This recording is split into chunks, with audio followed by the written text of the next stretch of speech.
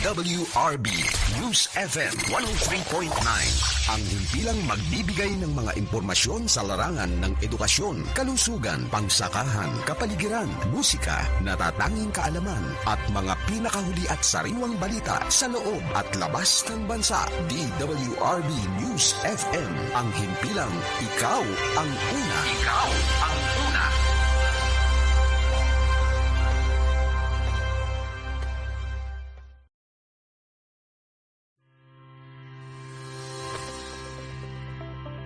Bahay OFW, ang programang magkakaloob sa inyo ng mga kaganapan sa kalagayan ng mga Overseas Filipino Workers sa buong daigdig. Bahay OFW, ang programang magbibigay daan sa mga panayam sa mga tao at ahensyang responsable, gagabay at aalalay sa mga OFW. Bahay OFW, ang programang mag-uugnay sa mga tao at ahensyang tutugon sa kanilang mga kahilingan at hinaingin para sa kanilang kabutihan at kapakanan. At ngayon, pakinggan at tunghayan natin ang inyong kasangga, si June De Vera, sa programang Bahay OFW.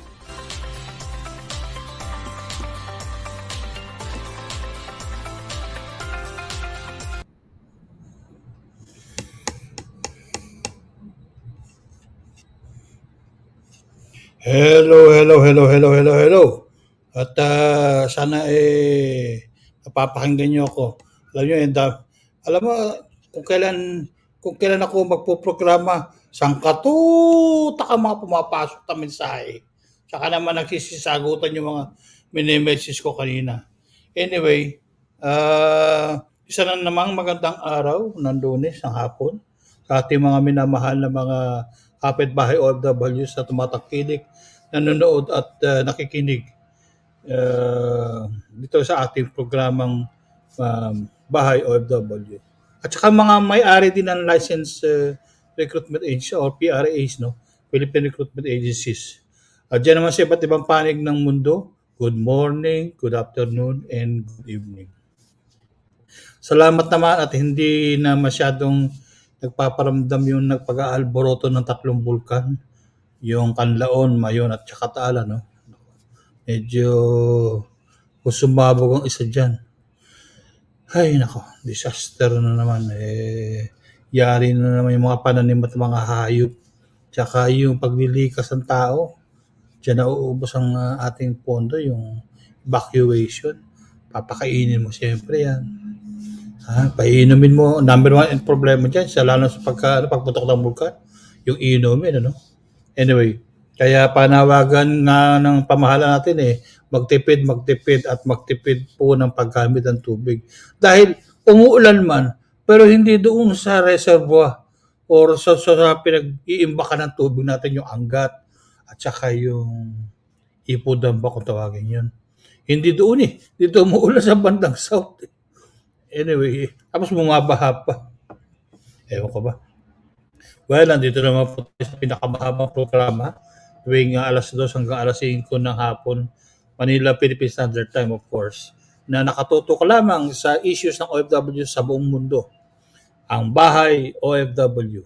Dito lamang sa istasyon, kayo ang laging una at inuuna, ang DWRB 109.9 FM, News FM radio station. By the way, tayo lang ang bukod tanging labor program na nasa FM. Ewan ko kung merong iba. I stand corrected. Pero alam ko usually AM. Kaya medyo Tsaka usually pagka FM, akala nila puro tugtugan lang. Ito medyo iniba natin ang format. At of course, sa umpisa ng programa, may parang padisco. Yun ang mga entrance and extra music natin. No? Intro and extra music natin. Bukod sa radio frequency na ating napapakinggan sa DWRB 103.9 FM radio dito sa Pilipinas, siyempre, ang Bahay OFW po ay simulcast or sabay-sabay na naka-broadcast sa siyam na iba't ibang social media platforms. Karamihan dito po ay Facebook at siyempre, napapakinggan din po tayo sa YouTube, sa Twitter at sa LinkedIn. Yan. At mamaya papakita namin sa inyo yung aming ang aming mga links, no? Anyway, mag-comment, magtanong, magpadala kayo ng mensahe, shout out, o dumulog kayo ng tulong. Baka matulog ang nilagay ko rito. Sorry. Dumulog kayo ng tulong sa kahit anong social media platform at papasok po yan dito sa ating kwan. At sasagutin po namin yan sa ere. No? Habang kayo'y nanonood at nakikinig sa ating programa. Sabay-sabay po yan napapakinggan dyan sa siyam na social media platforms. At saka, pakilike na rin po yung aming page, no? Kung po pwede. O okay lang po. Lalo na yung Bahay OFW. Tsaka yung YouTube natin, pakisubscribe naman. No? Baka po pwede. Anyway, so, tsaka, sana naman ay nagustuhan niyo yung last week, no? 89th episode natin na ang nag-iisa't bukod tangi sa ating panauhin August na lumilingon sa pangalang Miss Rita Gati. Isang batikang manunulat o writer, poet, at multi-awarded chronicler ng political, domestic, and foreign contemporary events. Bukod dito, baka wala akong sound ha. Ayun, meron. Ano ko lang, nilinin ako kasi last time, takdak ako ng takdak, wala pala akong sounds. Anyway, sorry ha. Isang batikang manunood. Bukod dito, nagkakapagtapos din po siya ng philosophy, anthropology, and Islamic studies. Talagang studious tong si Ma'am Idol. It is the one and only one, Miss Rita Gadi. Kung napanood nyo o napakinggan ninyo ang programa natin last week, malalaman ninyo ang mga issues na aming napag-usapan tungkol sa pagkakatatag ng OEDB or Overseas Employment Development Board noong 1974, ni HKG-based. At dito nakasama niya si Mr. Manny Imson, no? At saka ang kauna-unahang casualty natin sa Middle East ay sa Kuwait. At isa ring Filipino domestic helper. Yan ang kwan. Pinapaalalahan ako ng Facebook ko na mag-ready daw ako. Kanina pa ba ako naka-online, Mr. Facebook? Anyway, kung paano at saka kung paano ginawa nila para tumugon sa 5 to 7,000 workers na job order ng Iran. Okay. Ngayon naman, sa ika-siyam na po na episode natin sa araw na ito, ay isa na namang kabanata o segment na traditional natin ginagawa buwan-buwan. Okay? Or kada buwan. Yung ika-huling araw po kasi ng Lunes ay dinidevote natin sa nakakaubo itong lamig. Taas ang aircon ko. Dinidevote po natin sa Hong Kong. Okay? At yan ay yung segment natin ng Bahay OFW, HKOFW Connect with my co-host and our Hong Kong-based foreign correspondent, Mr. Peter Nutenboom. He will be with us at around 2:30. Okay. Ang kanilang mga experience, of course, at makinig kayo at manood kayo sa tatlo naming inimbitang mga OFWs na mag-share ang kanilang experience bilang mga Filipino domestic workers sa Hong Kong at ang kanilang mga sinapit at ipinaglaban at laban sa mga ilang mapangahas at mapagsamantalang employer sa Hong Kong nga po. Samantala, ito, medyo, babaguhin lang natin yung ating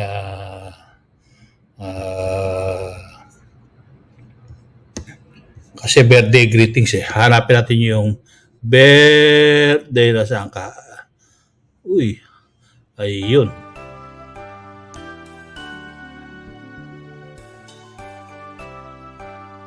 Okay, birthday greetings. Belated June 19. Sika. Masyado yata malakas. Hinaan natin ng konti. Okay, June 19 po, si Nicolene Santos, kapatid ng aking kaibigan na alahero, big time ngayon, kaya hindi na namin ma-reach. Si kapatid ni Ned Lloyd Santos, si Nicolene Santos. Of course, Jose Casimiro, happy birthday, pare ko. Sarap magluto yan, lalo na yung kaldereta, tsaka yung tendon. Sarap pagluto niyan. Kaya lang, medyo masama na sa atin. Belated happy birthday, June 20, SDG George Nang. SDG George, happy birthday. By the way, binabati ko nga pala ang kapagkakapanalo ng district governor nominee. Ako, nakalimutan ko ilup ang happy birthday. Sorry po. District governor nominee elect Mary May Victorino. Gob, maraming salamat at sa iyong pagkakatanggap at salamat din sa mga tumulong sa iyo dahil naniwala na kaya mo maging governor, no? Ako naman natutuwa at dahil bago ka naging governor, kasama kita sa industriya na pagpapadala ng mga overseas Filipino workers sa abroad, pagre-review and all that. Of course, ang si ating kaibigan, si Panday ng Bulacan. Nakalimutan ko yung tunay na pangalan nito Jarista ito Okay? Kay eskwela ko nito sa kay-eskwela ko to sa Notre Dame of Manila. Anyway, sa June 21 naman, belated happy birthday.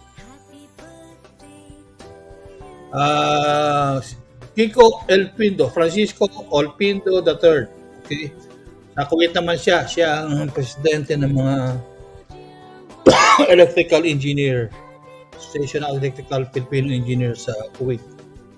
Tapos sa June 23, chairman CEO ng ating Manila Economic and Cultural Office or yung ating de facto embassy dyan sa Taiwan, ang ating pinakamamahal na Attorney Silvestro Bebot Bello III. Yan. Chairman, happy birthday po, Your Excellency. Okay? And of course, si Eduardo Pantaleon, June 23, belated happy birthday. June 23 din, Arthur Abiera Jr. Si attorney yan. Taga-Meco rin yan, by the way. Pero dito sa Manila yata naka-base ngayon. Okay, June 24 naman, June Benipayo Santos. Okay. And of course, Attorney Danny Pelayo. Okay. Happy birthday po. Of course, today, isa lang ating birthday celebrant. Pero iba sinasabi na celebrator. Ano ba talaga tama? Nahihilo na ako. Anyway, June 26 today, si Alejandro Marcelino. Kasama ko po sa banda yan. Ahead sa akin ng isa o dalawang batches. Sa Notre Dame of Manila. Wala na po yung banda ngayon kasi if I'm mistaken, I'm the second to the last bandmaster. Hanggang sa nabuwag na talaga yung banda kasi hirap pag-maintain ng banda, mahal ng instrumento tsaka yung maintenance. So Alejandro Marcelino, siya ngayon nagtuturo sa mga if I'm not mistaken, sa mga seaman para training center. Nakikita ko sa post niya. Of course, advance happy birthday. Bukas po yan, ha? Ang acting Manang Rebecca Soriano. Asawa po ni Manong Lito Soriano. Manang Becca, happy birthday. Alam mo mga ka-birthday mo si NLRC Commissioner Teresita Tess Lora. Lora, happy birthday din po sa inyo, ha? Napakabait niyan at saka matulungin, no? Of course, ang Sa June 28 naman, advance happy birthday kay Shi Hai Huang Xiaoche. Chuni Zhenzhe Kuaila. Taga Taiwan po yan. Yan yung mga nagbebenta ng magagandang pin ng rotary o yung mga parapernalyos ng rotary. Pagka yung quality ang hahanapin mo, yan, diyan ka maghanap sa aling yan. Ako, sana, lang. Hindi na masyadong pupunta rito eh. Kasi mukhang nalulugi. Pero yun na nga, sana nga meron siyang pagkaroon dito. Of course,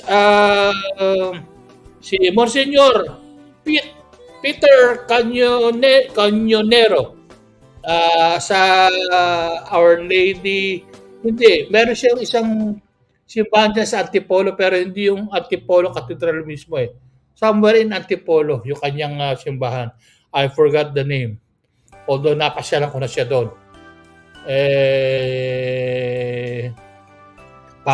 Monsignor Pete, happy birthday po. At napakabait yan.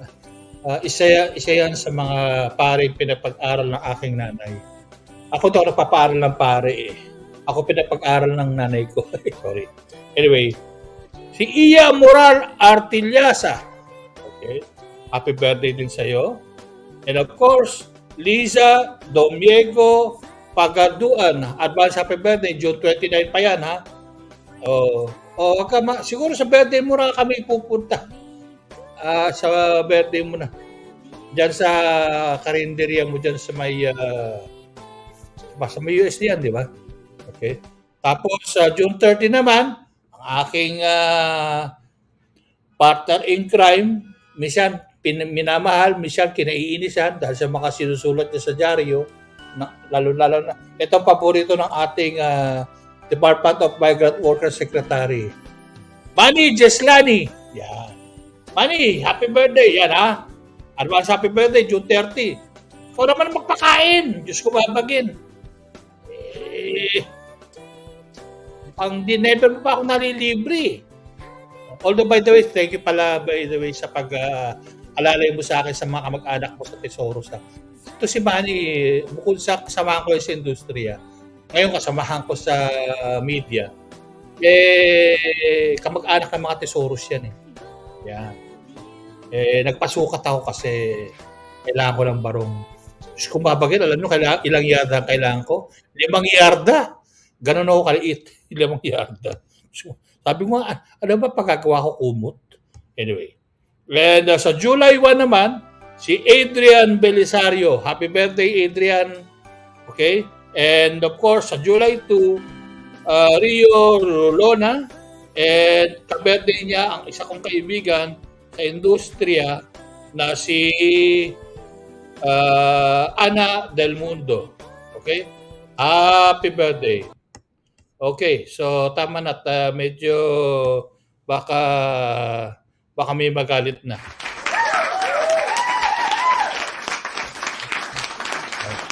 Bakit yun na napundot ko? Ang pinipundot ko ito. Anyway, okay. So, market update. May oras pa ba? Okay, meron pa tayong 15 minutes. Okay, market update muna ha. Overseas labor market. Okay, public service pala muna pala. Bukod sa isang kidney patient na si Rosario Santos, yung pala ang dapat. Yun ang unahin natin dahil kawawa naman si Rosario Santos. Okay? Si Rosario Santos, unahin natin yung kanyang video. Okay, nasaan ang video mo, Rosario? Ito. Uy, Rosario. Anong bigay mo yung pangalan mo? Ako po si Rosario Santos. Rosario Santos, okay. Lumapit kay Sir para makahingi ng tulong sa mga examination ko na medyo may kamahalan po lahat. Oo. Ano ang GCash number mo? Ang number ng GCash ng apo ko, 0945 0945 5003 5003 686. 686. Opo, ako Sige ha. Ang pangalan mo ay? Rosario Santos. Rosario Santos. Po, nagpapasalamat po ako sa taong ito na nagkusa sa akin. Yan, medyo tulungan lang natin mga kapitbahay OFW ha. At humihingi ng tulong. Parang pambili ng kanyang panggamot sa kidney. Sa Saka National examination. Kidney Institute Opo. ginagamot ano ha? O sige, Rosario. Opo. O sige, thank you Rosario. Okay, yan po mga ano lang, hindi naman kinakailangan malaki ang inyong itulong. Pwede namang 100 o 10 piso. Iba nga dyan, nang-aasar pa, piso lang pinapadala. Yan, nakalakay kanina yung GCash, no, ha? Okay, overseas, dito tayo sa may namumurong singhalot mula sa kaharian ng Saudi Arabia ngayon, alinsunod sa sulat ay pinadala ni Mr. Vic Fernandez. Teka, para maliwanag, ipapalabas natin sa sa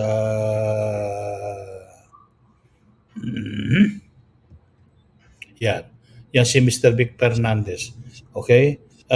Bukod sa meron siyang pinadalang sulat sa Department of Migrant Workers. No? Siya ang dating presidente ng isa sa pinakamalaking asosasyon ng mga license agencies sa Pilipinas, ang PASEI, or Philippine Association of Service Exporters Incorporated. At siyempre siya ang may-ari ng Career Planners Specialist. Ngayon, ayon doon sa sulat na pinalabas niya, ang sulat by the way niya naka-address kay Yusek Bernard Olalia ng Department of Migrant Workers at tungkol sa Musaned Partnership Agreement by and between the Saudi recruitment agencies at saka ng Philippine recruitment agencies or PRAs. Ayon kay Mr. Fernandez, ibig niyang linawin ang posisyon ng ating pamahalaan o gobyerno sa pamamagitan ng DMW ang mga nakasaad na sa agreement, no, ha? Nakasaad sa agreement. Agreement na maaaring makaapekto sa marami na maraming nagpapatakbo ng mga lisensyadong agencia dito sa Pilipinas. Nasulat ko malami. Talaga lumalabas mismo yung pagka-inchi ko. For example, yung item number 6, the inavailability of the security and criminal reports conducted for the domestic helpers or workers or being prevented from entering the Kingdom of Saudi Arabia. The liability of the second party shall be limited for the workers who is not in violation or of paragraph 1 and 2 of Article 1 as follows. Number 1, reimbursing the first party for the cost of recruiting, reducing, para sa mga recruitment agencies to, OFWs, hindi muna kayo kasama dito. Okay. Reducing the equivalent period spent by the domestic worker in the job according to the following equation. The total cost of recruitment divided by the domestic workers contract period by months times the remaining period or the unexpired portion portion of the domestic workers contract. Okay? Yeah. Ang remarks niya, the formula should be taken into consideration. Should take into consideration of the efforts and expenses of the Philippine recruitment agencies such as, but not limited to, medical, processing cost at the NW, OWA, TESDA, training, trade test cost, and assessment, accommodation, air ticketing, among others, and among other things. Then it must be deducted from the total cost before it will be divided by the domestic worker contract duration. So, kumbaga sa kwan, parang nakakagulo nga naman to according to kwan. I tried interviewing Mr. Fernandez, kaya lang nasa eye doctor daw siya. So hindi daw niya nadidinig yung tawag ko. So that being said, hindi natin siya ma-interview ngayon. Sayang. Ewan ko, parang may nadidinig ko kung pumapasok kanina. Tingnan ko kung ipapasok natin siya. Hindi siya, hindi siya maipasok. Anyway, ito yung mga letters niya, no, sa Musaned, no. Now, anyway, balik tayo sa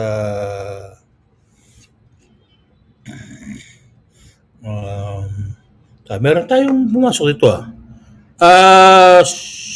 yun ito.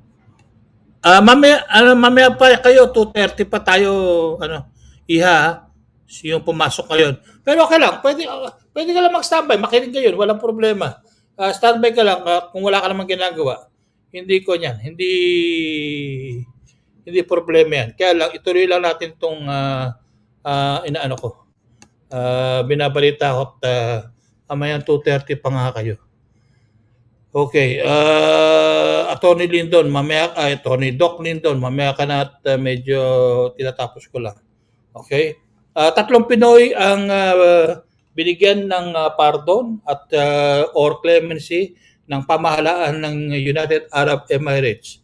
Biglang tugon sa di umano sa letter na kwan.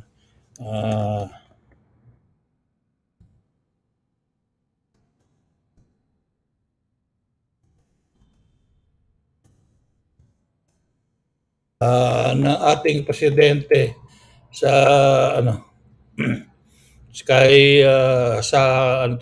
sa Emir ng Abu Dhabi. Okay, so maraming salamat po gobyerno ng UAE. Thank you very much. Shukran jazilan ka nga. Kahit paano meron 3 kwan. Yan of course, nung isang buwan may pinugutan, although hindi lumabas sa diaryo, may pinugutan ng isang Pilipino, Saudi Arabia, habang nandoon ang ating kalihim ng Department of Migrant Workers. Okay? Sabay yan. At umaasa naman ang pamahalaan na mabibigyan ng clemency rin si Miss Mary Jane Veloso na naaresto noong April 2010 matapos mahulihan ng droga sa kanyang mga bagahe at nasentensyahang bitayin pamamagitan ng firing squad noong 2015. Pero siyempre nilalakad pa rin ng ating gobyerno. At kahit pa paano hindi pa siya umaasa tayo na makakaligtas siya. Okay? And then ilang Pinoy sa Russia, no? 10,000 actually ang total according to USEC ba yan o ASEC de la Vega ng DFA. 10,000 daw ang mga Pilipino natin sa Russia. Nagkaroon kasi na parang kudeta o what? And hindi naman kudeta, parang attempt na magkaroon ng kudeta. Anyway, kuno.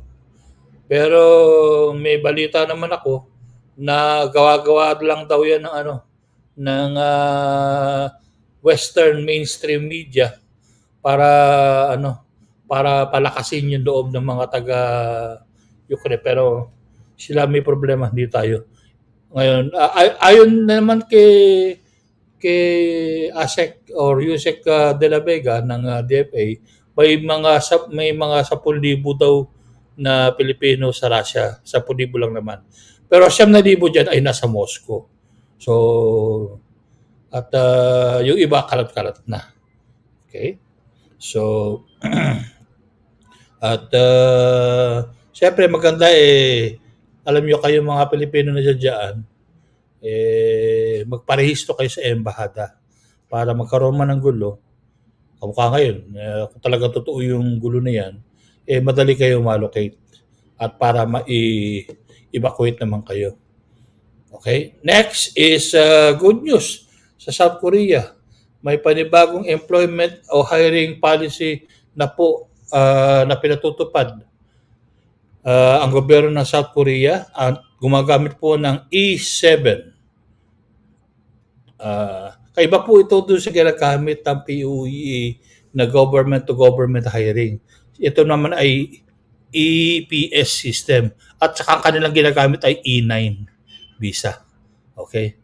So ito E7 ang kinukuha nila ay mga skilled workers. Okay? Yung E9 mga manufacturing or factory workers. Yun. So, at kailangan daw kagad nila ng 10,000 6G TIGMIG workers, no ha? Para sa shipbuilding. Yan ang immediate na kailangan nila. Kasi malaki rin ang shipbuilding industry ng Korea eh. Isa rin yan sa mga malalakas gumawa ng mga shipping containers. Tapos, another good news na naman din sa Central and Eastern Europe. Bukod sa Poland, Czech Republic at saka Croatia, ang inanunsyo ng DMW at ng industriya, ng private sector, na may bagong job openings para sa ating mga OFW sa Hungary, Austria at Albania. By the way, katatapos lang pala ng JEPCA, katatapos lang ng kanilang marketing mission sa Osaka. Congratulations sa presidente ng JEPCA. If I am not mistaken, si Miss Nora Braganza yata. No? I stand corrected ha. Alamin ko lang. But iimbitahin natin sila dito. Hopefully, para malaman ninyo kung ano naman yung mga yan gagamit yan ng hindi na trainee visa, yung SSW ko tawagin. SSW. And yan parang ordinary worker na kailang you have to pass the language examination requirement. And of course, sa mga ano pa ba yung mga tsaka na muna siguro ito, napakahaba nito eh. Pakiusap po, wag na kayong dumiretso mag-PM sa akin or yung sa Facebook Messenger. Kasi hindi ko nabubuksan yan eh. 3 po yung account ko. Doon na lang po kayo mag-message sa Messenger ng Bahay OFW or doon sa Instagram. Okay? Or sa YouTube. Doon kayo mag-message. Papasok po yan sa akin. Yan. Okay. At saka pakiusap lang po sa mga lumalapit na sa atin ng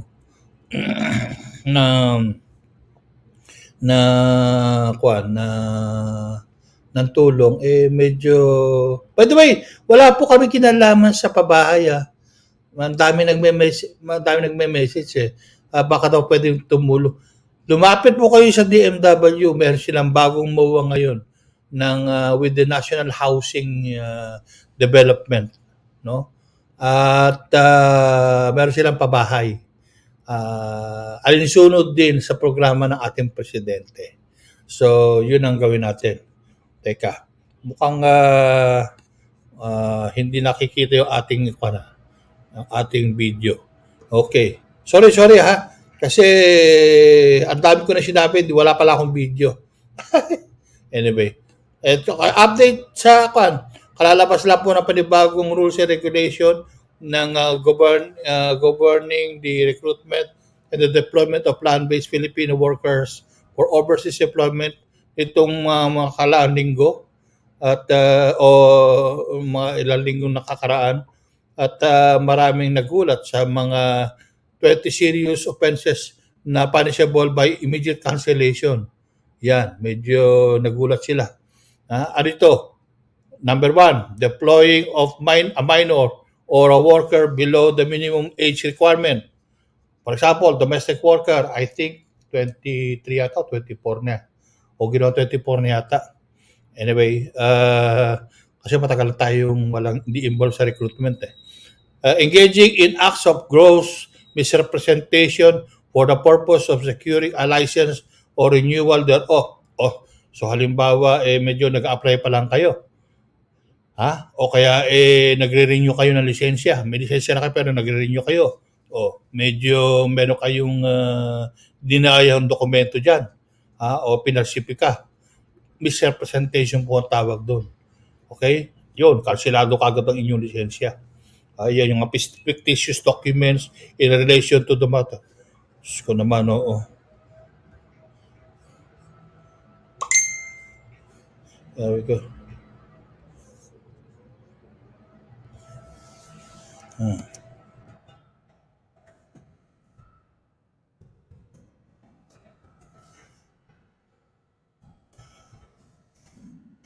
Pero naman, para namang hindi na alam nito na nagbo-broadcast ako eh. O aking tumatawag eh. Bakit kaya? Ano kaya problema? Anyway, balik tayo sa Number 3, engaging in an act of reprocessing workers through a job order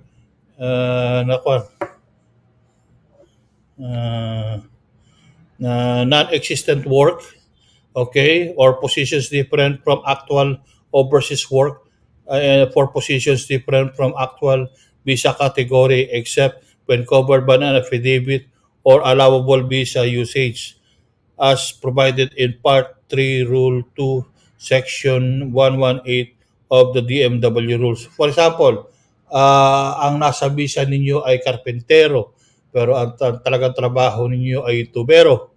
So gagawa lang kayo ng parang affidavit para makaalis kayo. Otherwise, pag di nyo ginawa yun, kansilado kagad ang lisensya ninyo. Again, para sa mga recruitment agencies ito hindi sa mga workers. Okay? And different principal, yun, misrepresentation din ito, yung dapat dito ka magtatrabaho sa ina, pero nilagay ka sa bahay ng anak, or vice versa. Bawal yun. Okay? Or dapat dito ka magtatrabaho sa address na ito, pero inilipat ka sa ibang address, or kamukha ng isang kinakausap namin ngayon, inilipat ang ibang bansa. Human trafficking yun. Yun, kansilado kagad ang lisensya nun. Okay, bawal yun. Engaging in act of processing through a job order na belongs to another agency. Yan. Medyo bawal yun. Dahil, siyempre, naka-register or naka-accredit yan sa isang recruitment agency, tapos ipo-process mo sa ibang agency, bawal po yan. Kinakailangan i-register niyo ng maayos. At ipagbibigay alam niyo sa Department of Migrant Workers. Engaging in the recruitment or placement of workers in job orders declared as harmful to life, yung mga pinadala ka sa mga trabahong baka kasira o makakapatay sa iyo makakapatay sa iyo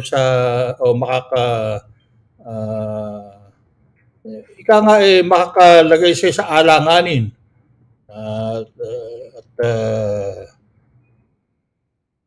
sa iyong trabaho na delikado at ang disgrasya ay malapit. Yan. Medyo bawal yan. Wala, public health, morality, bawal, binibenta ka sa binibenta, ginagawa kang prostitute. Yan. Maging lalaki o babae, ganyan, halo na Yun, bawal yan. Human dignity. At saka dignity, siyempre, yung ikahihiya ng ating bansa. Yan, bawal na bawal yan. Okay? So, pagka nalaman niya ng DMW, aksilado kagad yan. Kaya kayo mga worker, hindi kayo dapat ipahiya ng inyong mga employer at hindi ipahiya ang ating bansa. yung pagkukuha ng passport, ang may-ari po niyan, hindi kayo. Ang may-ari po niyan ay Philippine government kahit binayaran ninyo. Tandaan nyo yan. Kaya hindi dapat yan itago ng inyong employer o ng inyong agency dyan sa kung saan kayo. Kayo ang dapat may hawak yan, hindi lang Xerox.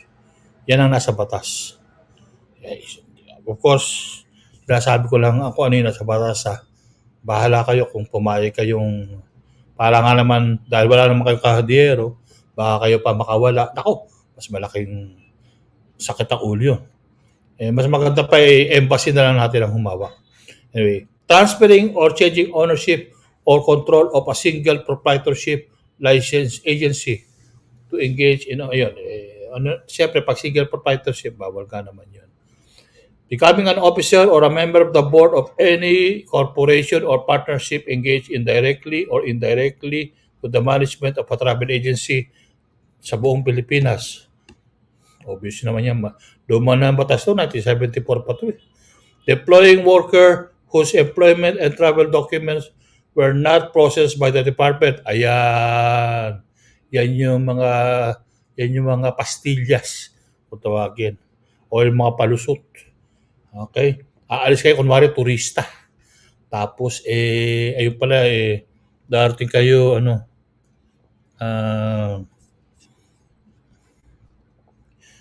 nasa, oo.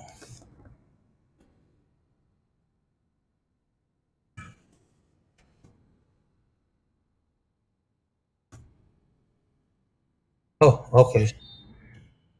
Okay. Papasokin na natin si Kwan. Wala ka. Wala ka sa araw. Where are you? Peter, where are you? You're not in backstage.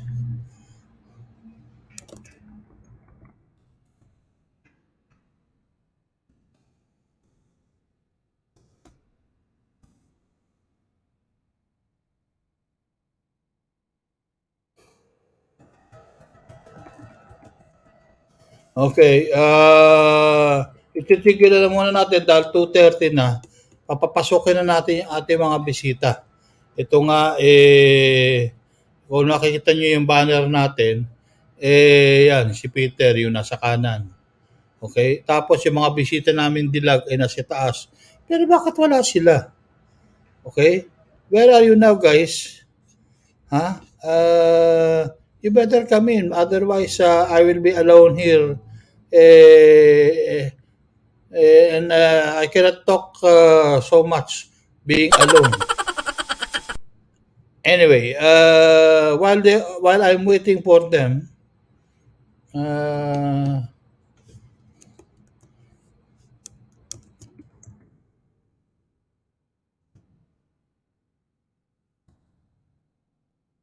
okay, while I'm waiting for them, ituloy ko muna yung binabasa ko.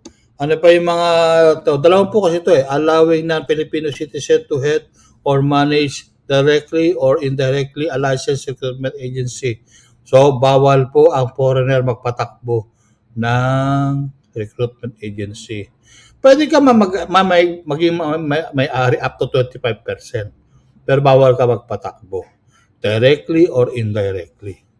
And foreigner yan ha. Okay. Next is allowing a foreign recruitment agency, principal or employer to own or participate in the management or operations of the licensed Philippine recruitment agency. Ano ito? Okay, management oo, pero ownership hindi. You can meron tayong batas na up to 25% eh. Nasa 10.022 yan. Anyway, deploying worker recruited by non-Filipino citizen. Deploy a worker recruited by a non-Filipino citizen. Ano naman ang mali doon? May mali ba yun?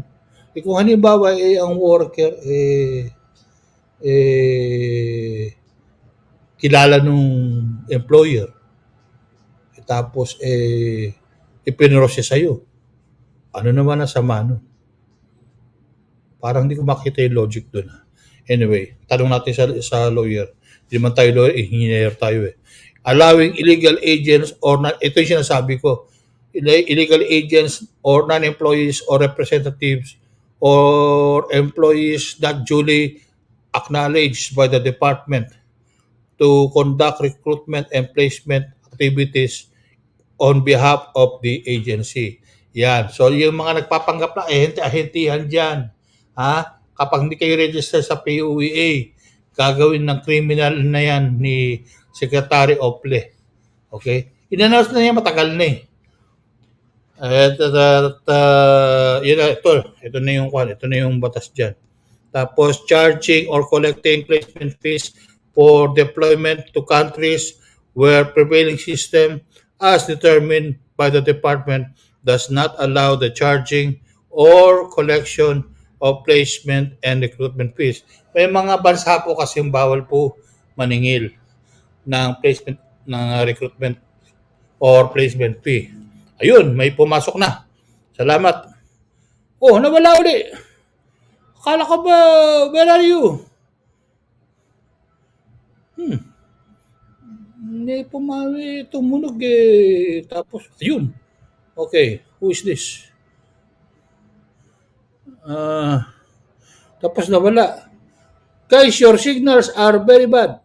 You must take care of your signals. Medyo hindi magandang signal ninyo. Okay? Ayun. Sino naman to? Any sound? Salipot. Yan. Ayun, Salipot. Nawawala si Sir Peter. Ikaw ba'y pumasok kanina? Ikaw, no? Okay. Umpisahan siguro muna natin sa iyo. Bumati ka muna sa ating mga nanonood at nakikinig.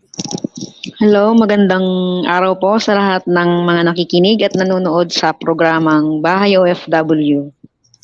Ayun. Ako po si Rosilda. Ayun, mapakilala ka, tama. Taga saan ka, Rosilda? Sa Masbate po, Bicol. Hindi, napunta na ako ng Masbate, di naman Bicol yan eh. Isla yan Bicol. Opo, pero po siya, sako po siya ng Bicol. Halo-halo ang salita dyan eh. Opo. May Bicolano, may Bisaya, may Waray. Opo. Halo-halo dyan eh. Saan ka sa Masbate? Sa Armenia, Barangay Armenia, Uson. Saan yun? Sa malapit yun? Isla ba yun? O doon mismo sa main island ng Masbate? Island po mismo ng Masbate. Okay. Malayo sa syudad? Hindi naman. Malapit po, mga 20 to 30 minutes po yung biyahe. Alam mo, madalas ako niyan noon, a few years ago, madalas ako dyan sa Masbate. Meron kasi akong kaso dyan eh, pero naayos ko na. Umattend ako ng hearing. Anyway, madalas ako dyan sa sa Bambi Pension House sa may syudad. Tapos minsan doon ako sa may dagat naman. Anong pangalan nun? Mura mura seafood dyan eh. At saka sa sarap. Sa may Kawayan po siguro yun. Ewan ko, basta't malapit sa dagat, tabing dagat.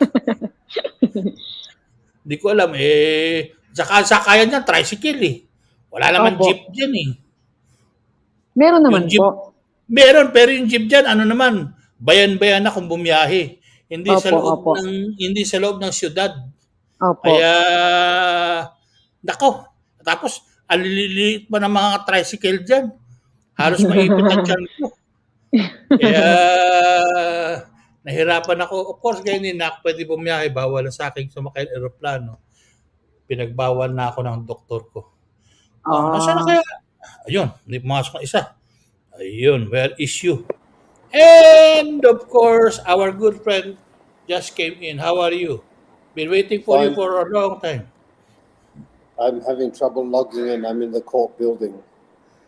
Oh, you're in the court building. Okay.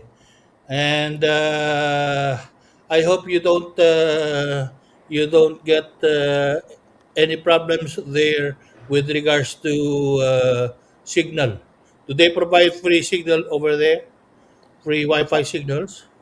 I'm staying outside the actual courts. I'm in the waiting area and the reception is good. Okay, good. Anyway, please say hello to our uh, viewers and listeners as you came in. Hello, everyone. We have 3 people to interview today. I believe we have 2 online, which is Rosilda and Anne, which has the case of a criminal conviction against her employer. I've been trying to contact Didi, but I can't contact her at the moment. I will, in a moment, try to contact her. I will go out temporarily from the room. So, how many people are logged on now? Is it only 1? Only you and 2 of you. Only you and Salipot, Rosalinda. Yeah, well, Anne said that she was logged on already, so I don't know what happened. No. I haven't seen her yet. I will call her now and try to contact. So I will go out temporary and come back to the room. No problem. I will interview. Sige, let us interview. Anak, paliwanag mo yung ano ba ang Anong criminal pala yung sa'yo, yung kaso mo. Bakit naging criminal? Anong mo? Umpisa mo sa umpisa. Kasi po ang my employer, pwede po mong Tagalog? Oo naman. Pwede rin Bisaya. Ang gusto mo. Kasi po, wag lang Bicolano. Hindi ako marunong mag-Bicolano. Cebuano marunong. Hindi rin po ako marunong mag-Bicol. Okay. Tagalog. Pabihira. Sige po. Sige. Ang amo ko po kasi ay verbally ina-abuse niya po ako.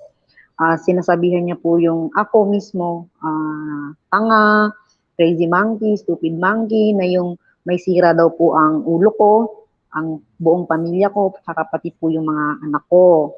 So, nung una po, talagang takot na takot po ako sa kanya. Pag sinisigawan niya po, kasi halos araw-araw niya po akong sinisigawan, hindi po ako makagalaw. Tapos, nanginginig po ako sa kanya sa takot. Hanggang sa na-realize ko na kapag hinayaan ko po siyang palagi niya akong ginaganon, patuloy niya po akong ida-down. So, natuto po akong maglumaban, natuto po akong sumagot kapag kinakailangan. So, palagi ko siyang sinasabihan, hindi mo ako kailangang sagot, sigaw-sigawan. Pwede mo na akong kausapin kapag nagkamali ako.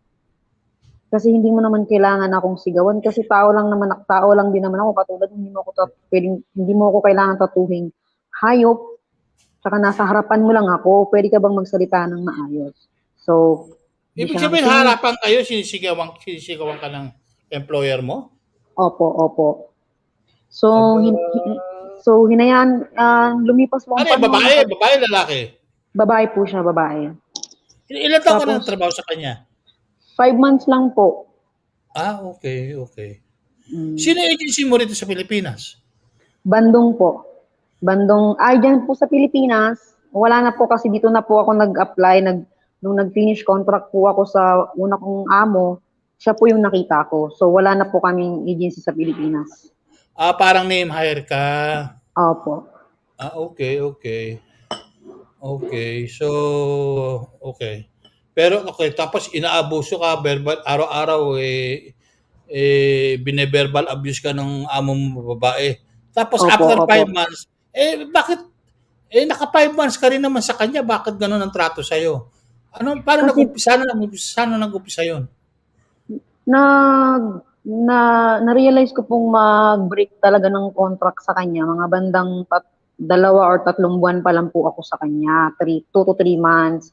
Tapos, syempre nanghihingi pa po ako ng advice sa mga kaibigan ko, anong dapat gawin. So, yung mga kaibigan ko po, kasi ang mga kaibigan ko na nakapalibot sa akin, mga mabubuting tao po. So, ang iba, sinasabi po nila na, isin mo lang, baka magbago naman yung amo mo.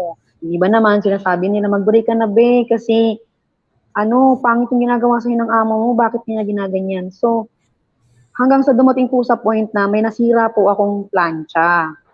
Nahulog po siya sa sahig. So, nabasag po siya, pero pwede pa po siyang gamitin. Tapos, nung May 28 po, matagal na po siyang nasira, siguro mga 1 buwan na siyang lumipas. Nung 27 po, Sabado.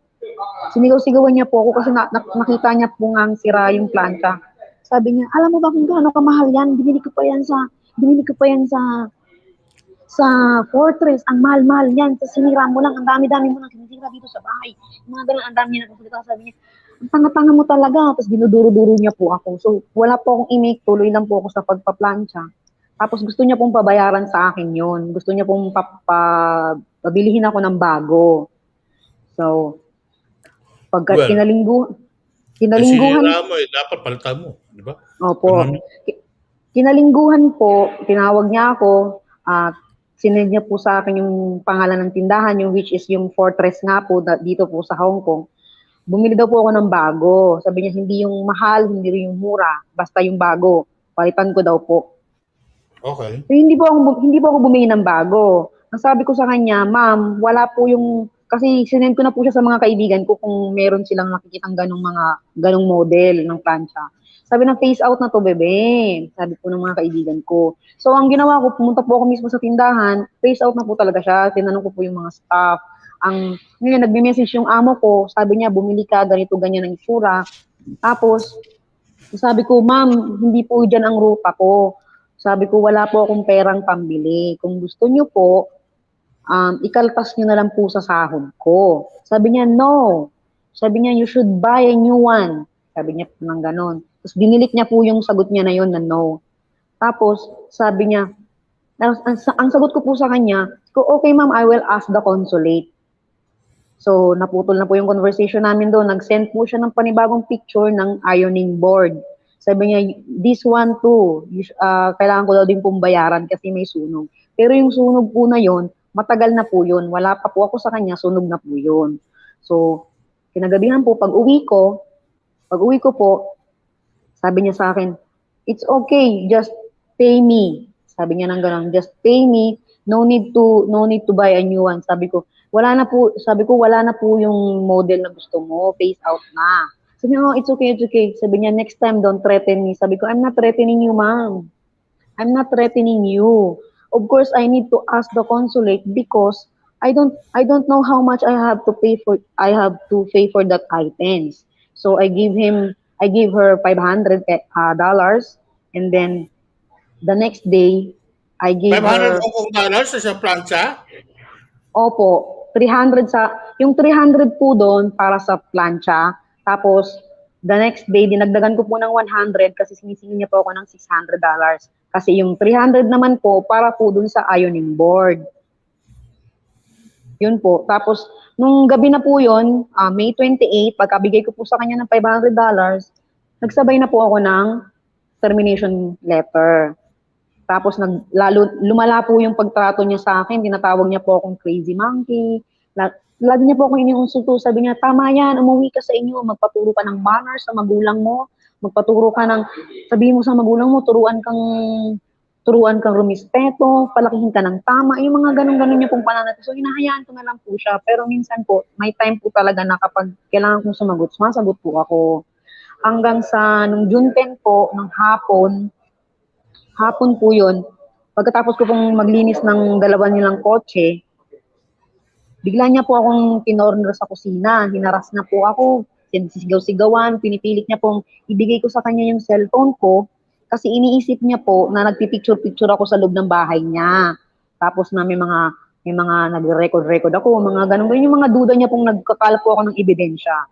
So, ang ginawa niya, pinicturean niya po lahat ng laman ng gallery ko na iniisip ng ebidensya ko laban sa kanya. Tapos, pinadelete niya po. Pinadelete niya po lahat. Pati yung WhatsApp ko po, yung mga message ko po dun sa consulate, sa migrant workers office, tapos yung mga message ko po sa mga kaibigan ko, pinagpipicturean niya po yun. Tapos, pinatranslate niya po. So, ngayon, na-translate niya na. Gagalit siya kasi ang sama daw pala ng mga pinagsasabi. Wala naman po akong masamang pinagsasabi tungkol sa kanya. Ang sinasabi ko lang, yung amo ko, sinigawan na naman ako ng ganito, ganyan. Tapos, pinipilit niya pong kunin yung cellphone ko, hinalungkat niya po nung araw na yun, hinalungkat niya po siguro mga 2 oras po kami nakaupo sa kusina. Hanggang sa, sabi niya, what do you want? Sabi niya ng ganun sa akin. What do you want? Sabi ko, I want to leave, ma'am. Sabi niya, it's not the Hong Kong law to leave you like that. Sabi ko, I know I have to pay. Sabi ko, alam kong kailangan kitang bayaran ng mga natitira kong araw from 11 to 27. So, sabi ko sa kanya po, ganito na lang po ma'am. Kasi meron naman po akong sasahurin sa inyo sa June 13, hindi ko na po kukunin yung sahod ko. Bigyan niyo mo lang ako ng ticket, aalis na lang po ako. Kasi marami ka pong sinisingil sa akin na sinasabi mong nasira ako. So, umalis po siya, umakyat po siya sa kwarto niya. Hindi po ako umaalis doon sa kusina, nag-iisip po ako. Talang nanginginig po ako sa takot sa kanya, umiyak po ako. Tapos bumalik siya, sabi niya, what do you want? Sabi ko, I told you already, ma'am. I won't take my salary. Just give me a ticket, I will leave. So, tinawag niya po ako sa taas, pinaiwan niya po yung cellphone ko sa kwarto ko. Okay. May pinapirmahan po siya sa akin ng mga kwinenta niya na annual leave, 3 days, $100 po na allowance para po sa travel. Tapos kinalpas niya na po doon yung 11 to June 27 po na araw. So ang natira po is 2,311. Pero wala po akong nakuha doon kahit singkunduling kasi nga po marami po siyang kinikwenta na nasira ko daw po. 300 binawasan niya po kada items 300. So, sabi niya kulang daw ang sahod ko po para ibayad sa mga nasira ko. Sabi ko, okay ma'am, I won't take any of it. Just give me the ticket. So, binigyan niya ako ng ticket. Bago po ako umalis, chinek niya po lahat ng gamit ko. Tapos, nakita niya po yung wallet ko, may pera po akong $560. Hong Kong dollars. Okay. Yun lang po yung cash ko. Kinuha niya po yung 500. Sabi ko, ma'am, wala po akong pera. Sabi niya, that's not my problem. Sabi niya, pandagdag ko daw po yun sa mga nasira ko nga. Ayoko pong ibigay. Kinuha ko po kasi nilapag niya po sa lamesa yung 500. So, kinuha ko. Tapos binigyan niya sa akin yung wallet ko. Ayaw niya pong bitawan yung wallet ko hanggat hindi ko binibitawan yung 500. So wala po akong magawa kasi nasa wallet ko po yung Hong Kong ID ko, yung octopus card ko. Nilet go ko po yung 500 para po makaalis na po ako sa bahay niya. So ito na po ang nangyari, nag-labor case po ako, pumunta po ako sa labor kung ano po ba ang dapat kong gawin dun sa sahod ko. Sinabi ko po lahat. Ayaw niya pong makipag-cooperate. Kaya humantong po kami sa ganitong sitwasyon. Anyway, Yun po. andito na uli si Ann. Pasukin ko lang ha. Sige Ayan, po. si Ann. Hello At saka si sir, Miss good Lee. afternoon. Hello. Ann, bumati ka muna sa ating mga nanonood at nakikinig. Bago ka pagsalitain. Hello po sa mga nakikinig. Good afternoon po sa lahat. God bless us po. No. Hello. Welcome back, my dear friend. While you were away, Ann narrated to us her horrible ordeal with her 5-month employer who even took her last money in her wallet. Excuse me, that was not Anne, that was Rosilda. Sorry, Rosilda, sorry. Yeah, sorry. And it was really horrible. And by the way, nasa ka ngayon, Rosalinda? Nandito din po sa tribunal court po, sa labor. Okay. So nasa ano ka? Okay. So you already filed the criminal case against your employer. Opo. Not yet. What we have Not done, yet. Okay. So what would we you? have done is we have filed the case in the Labor Department. Now sorry, somebody making noise here. The Labor Department have called Rosilda to go back and change her claim because they claim that she left short of the 1 month notice. This is not correct, and I shall argue that argument with the Labor Department because she gave 1 month's notice, but the employer decided to make her leave on the, I think it was the 11th, is that correct, Rosilda? Or the 10th? June When 10, did you sir. leave? June Yeah. 10. So she gave notice on the 28th, but the employer forced her to leave on June 10. Therefore, the employer overrides the notice given by her of 1 month, and the employer is still liable, and the Labor Department is totally wrong. I shall take up that case against the Labor Department. By the way, Dee is already here, but she doesn't want to turn her video on. She is only on audio. And I do not know why she, and then she muted her mic. Her way to Dee, immigration. she's in the immigration. I see. I'm She trying said to she's on add the her. MTR. Yeah, and yeah. But she's only on audio. Di, nandiyan ka ba, Di? Napapakinggan mo kami, Di? Naka-audio ka lang eh. Hello, Di? Di mo kami madinig, Di? Di? I think we just hold on and we try later Okay. because she said she's on the MTR. Okay, let's go back to Anne. Let's go back to Let's Anne. go Anne, back to, no, sorry. Can we go back to Rosilda? Let's okay, continue with Rosilda. Rosalinda, okay. Rosalinda, ano ba nangyari sa buhok mo? Para kang sinabunutan na naubusan ka ng noo ah. Malapad po ang noong ko. Hindi naman. Madudulas lang yung langaw pagka lumapag. Okay, ganito. Anyway, siguro, so, paano ngayon? Saan ka nakatira ngayon? Dahil kinuha pati yung pera mo. I mean, yung taong bahay mo, no? Meron. Go ahead. Nakatira po ako ngayon sa bahay ng pastor namin sa Tungchung, sa Lantaw Island po. Okay lang. You don't have to be specific. Basta mahalaga meron kang tinutuluyan at natutulugan. No? Opo. At yun ang importante. Kasi mahirap naman yung sakali ka lang, alam mo, ngayon sa Taiwan, marami ng mga homeless people because the economy is so bad. Sa train station na lang natutulog. So I'm very glad you are not among those people, okay? Amen. So yun na nga. And I'm happy that you are living with your good pastor to take care of you. Okay, that's good. Good to know na you're well taken care of. Pero there is no way naman na kinokontak ka pa ng employer mo. Wala pa yun. Nung linggo po, nag-text po siya sa akin kasi blinak ko po siya sa WhatsApp eh. Nag-text po siya sa akin na sabi niya... Linggo, kahapon yun. That was yesterday. No, nung nakaraan pa pong linggo. Last Sunday. Okay.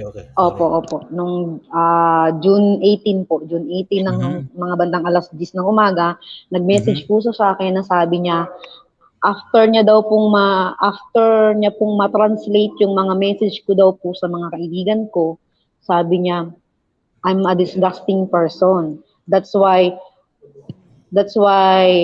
sabi niya, I'm a crazy and I have a mental health problem. So I decided to pursue this case because I already left her house for about a week, but she's still holding on a grudge for me. Oh, that's very, very sad to hear. Huh? Opo. Yeah, I will put my video in the para makita mo naman yung kinakausap ko. But that's very sad, huh? I would like to make some comment my good here. friend, yeah, please. I was about to ask you, yes. Yeah, so the situation, Rosilda can continue after me. What I would like to say is I will take up the case this week because I have operation tomorrow. I will contact the Labor Department. I will point out that they are totally wrong in saying that she has to reduce her claim. Because if she gives 1 month's notice and the employer decides to terminate earlier than 1 month within that period, then the employer is liable to the remainder of the salary of that month because it's the employer who's chosen to cut short the 1 month's notice that she's given. It's not her responsibility to cut it short. I will certainly admonish the Labor Department on that issue. Now, the employer told her that she's a crazy monkey. The employer told her that her family are insane, her children are insane. I've explained to Rosilda she has the option to go to the Equal Opportunities Commission and file a case of racial discrimination against the employer, which I hope she will do. Thankfully, she's having a shelter from the pastor, so I'm very appreciative of that.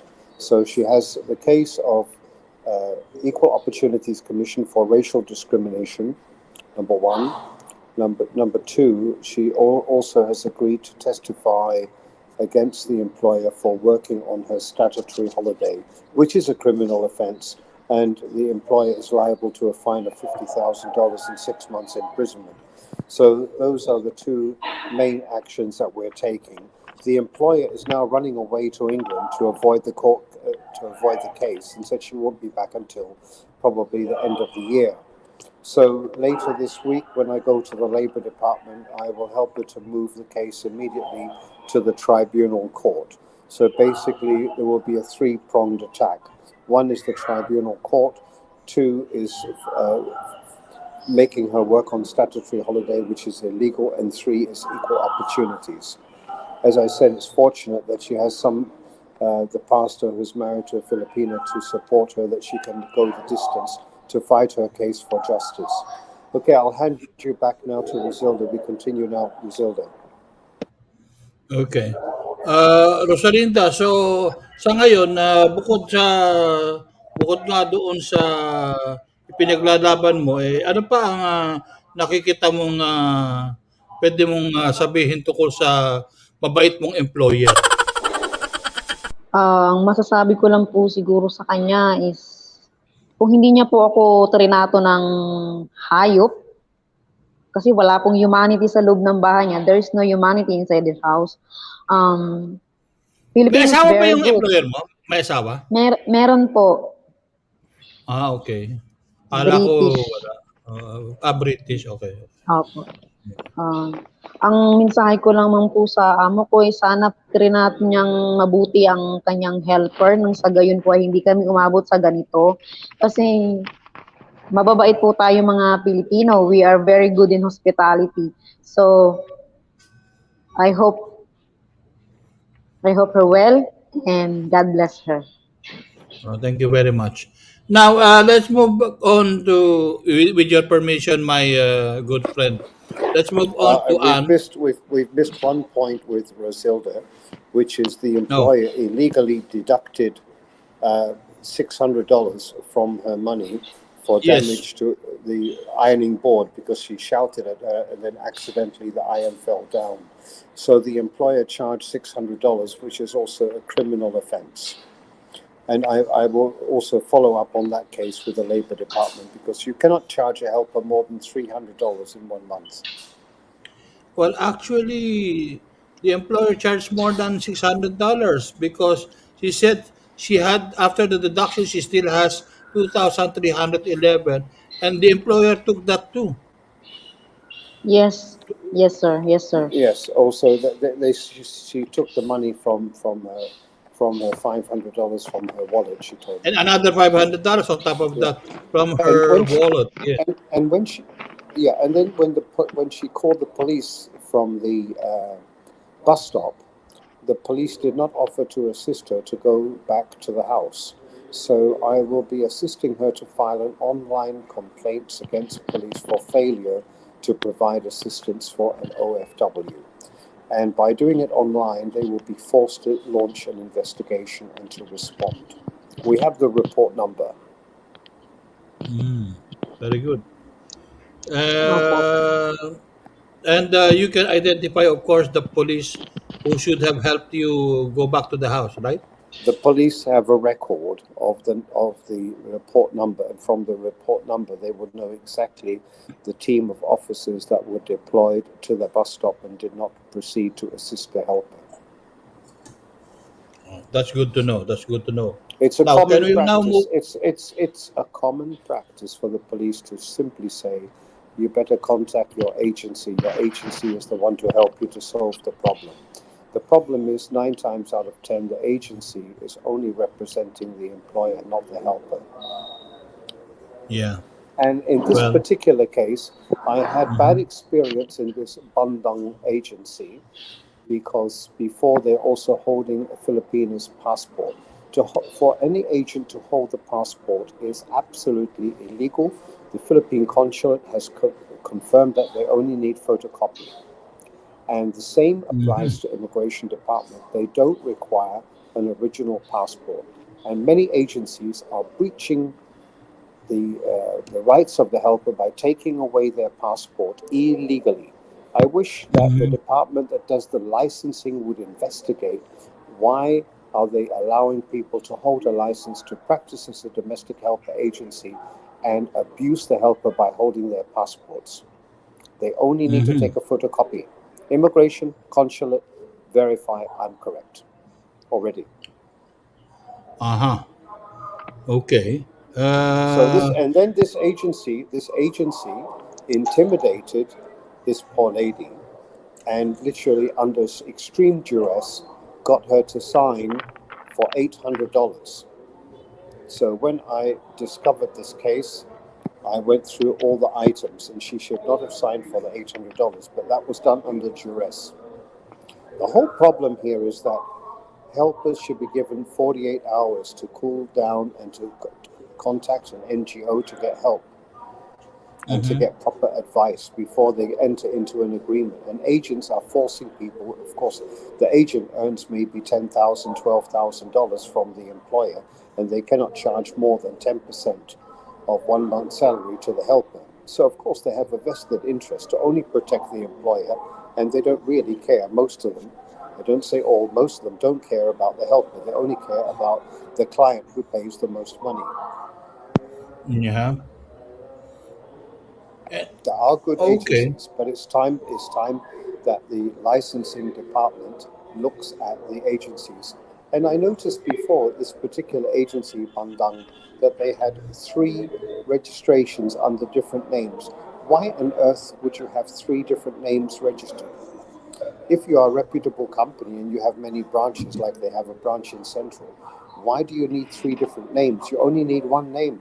Why would you waste money on 3 names? Unless you are concerned that if one of the companies is suspended, you still have the other company for backup to continue your business and your practices. Yeah, you just transfer the business to the next registered office. Yes, that's true. So nobody should be allowed to have more than one registration. Well, that At has least to not be at least legislated in Hong Kong. no. Well, at least not more than one agency should be approved at the same address by the Philippine consulate. The consulate shouldn't allow more than one registration at one address. Okay, they can register different address, but not at the same address at least. Yeah, 1 address, 3 offices. Okay, that's correct. And yeah, okay, that is also true. When I How went can the you have? following day, we called the police, but that is with a different helper before. Then we were told we could only get the passport the next day, but the passport was being held illegally. When we went to the office in Central, I was told to leave immediately because they said they would call the police because I was not allowed to come into their office with the helper. Why so? Oh, because they're very rude, and I know that some agent got a picture of me and they're circulating it. That I am an agency's worst nightmare if they are corrupt. Okay. Okay. So you're starting to be very, very famous there. By the way, the other lady disappeared. Now, can we now move on to Anne about her case? Oh Could you yes. give us a initial background of her case, please, my dear friend and co-anchor? Basically, Anne's case was that she was wrongfully arrested by her employer. They called the police, and they were both actually arrested. And the employer attacked Anne, and the employer took her panties and her bra and flew her panties and bra out the window. Oh, Luckily, Anne had made a video of the employer, and Anne and the employer were locked up in jail for 2 days and 2 nights. But in the end, the police decided to only charge the employer with stealing the panties and the bra. So, because that is what happened, they didn't proceed with charges for attack, which they should have done. But anyway, at least what happened then is the Anne was released from bail, but she was told she can't go back to the house. So she didn't go back to the house. She had no choice because it's the employer who broke the contract by attacking her and by flying her panties and bra out of the window from the 12th floor of the building. And it was not possible to recover the panties and the bra. Well, I was about to ask the question. You answered way ahead of what I was about to ask. Did you find it? Did you get it back? Anyway, No, you. it couldn't be recovered. So we filed a case. Unfortunately, it wasn't Victoria's Secret. So, and Anne had already told the police the cost was $54. So we have a case now in the court claiming $54 for the compensation for the panties and the bra. Sorry. The employer has pleaded guilty and apologized through the police, and the police contacted Anne, and I went with Anne, luckily, to the police station, and they had prepared a document for her to sign, which was totally not in her interest, luckily. So they said that, they wanted her to sign that she terminated the contract. She didn't terminate the contract. It's the employer who effectively terminated by attacking her. I pointed this out to CID. But what the main point of calling Anne to go there is they wanted to have a plea bargain. So the plea bargain was about binding over order. So they said the employer is sincerely sorry, and she will plead guilty in the court and plead for leniency. And would Anne agree to a binding over order? So I modified the document. They modified the document to my 90% of what I said, and they altered the statement before she signed it. So the employer has subsequently been convicted and bound over by the court. A binding over order means if she does any kind of criminal act to anybody, she will automatically go to jail. So the good thing is we got this conviction, which will help Anne. And but then we filed for the claims against the employer. She worked for over 10 years. Of course, then the employer doesn't want to pay all the compensation items, but I'll let Anne talk about that later. So right now, the case went to the labor. We took the case to the labor office, conciliation office, and the employer didn't agree. So we have already moved the case now to tribunal court. Anne has also filed and agreed to be a criminal prosecution witness for working on statutory holiday, which I touched on that topic earlier, which is good. So whatever is possible to file, I encourage people to file and stand up for their rights. Okay. So right now we're waiting to see the employer in court of Anne and see what will happen in the tribunal court. But the good thing is that the judge will read that the employer has been convicted. Okay. And sige, in your own words naman, after what, can you continue from where, pagpatuloy mo kung saan nagtapos yung paliwanag ni Sir Peter. Perhaps for the viewers, she can do it in Tagalog for the viewers. Yeah. That's why I'm talking to her in my language. I'm telling her to start from where you left off. The most interesting part is, my question, ang tanong ko lang, no, ha? Bakit bra at panty mo lang ang tinapon? Marami kang damit. Yun lang ba ang suit mo? Bakit yun lang ang tinapon? Hindi, sir, kasi of all the dresses in the world, are you not wearing anything when you were talking to the employer? Meron po. So maybe she doesn't want you to go out naked. That's why she just took your panty and bra and threw it away. Kaya nga, sir. Ewan ko lang. Ba't yun talaga yung Anyway, tinapon niya? okay. Please explain why is it that I mean I find your employer very peculiar, and in my whole life in this industry, this is my first time an employer will grab your bra and panty and throw it away from the 12th floor. Eh siyempre parang bandera 'yon, no? It's like a flag. Liliparin na lang ng hangin 'yun, 'di ba? Nakikita ko nga, sir, lumilipad talaga eh. Especially the panty. Diyos Maria Josep, teka, nilaban mo ba yun? Baka pati ang amoy nun, naaamoy ng mga nakapulo. Ay nako, sir, bagong laba yun, sir. Mabango yun. Okay. Anyway, it's good that it's newly washed, because if it is newly removed, it will smell around Hong Kong. Anyway, okay, going back to your situation. Okay, from the explanation of Sir Peter, then I heard that your employer got convicted, which is very good. May God forbid if anything happens to you, she will be the first. They will be the first suspect to be, to be asked by the authorities. But ngayon, saan ka na nakatira? Not a specific place. Of course, hindi ka nakatira sa employer mo ngayon, correct? Hindi po. Sa boarding house po. Okay, good. Okay. You don't have to go into specifics, so para to put you on the safe side.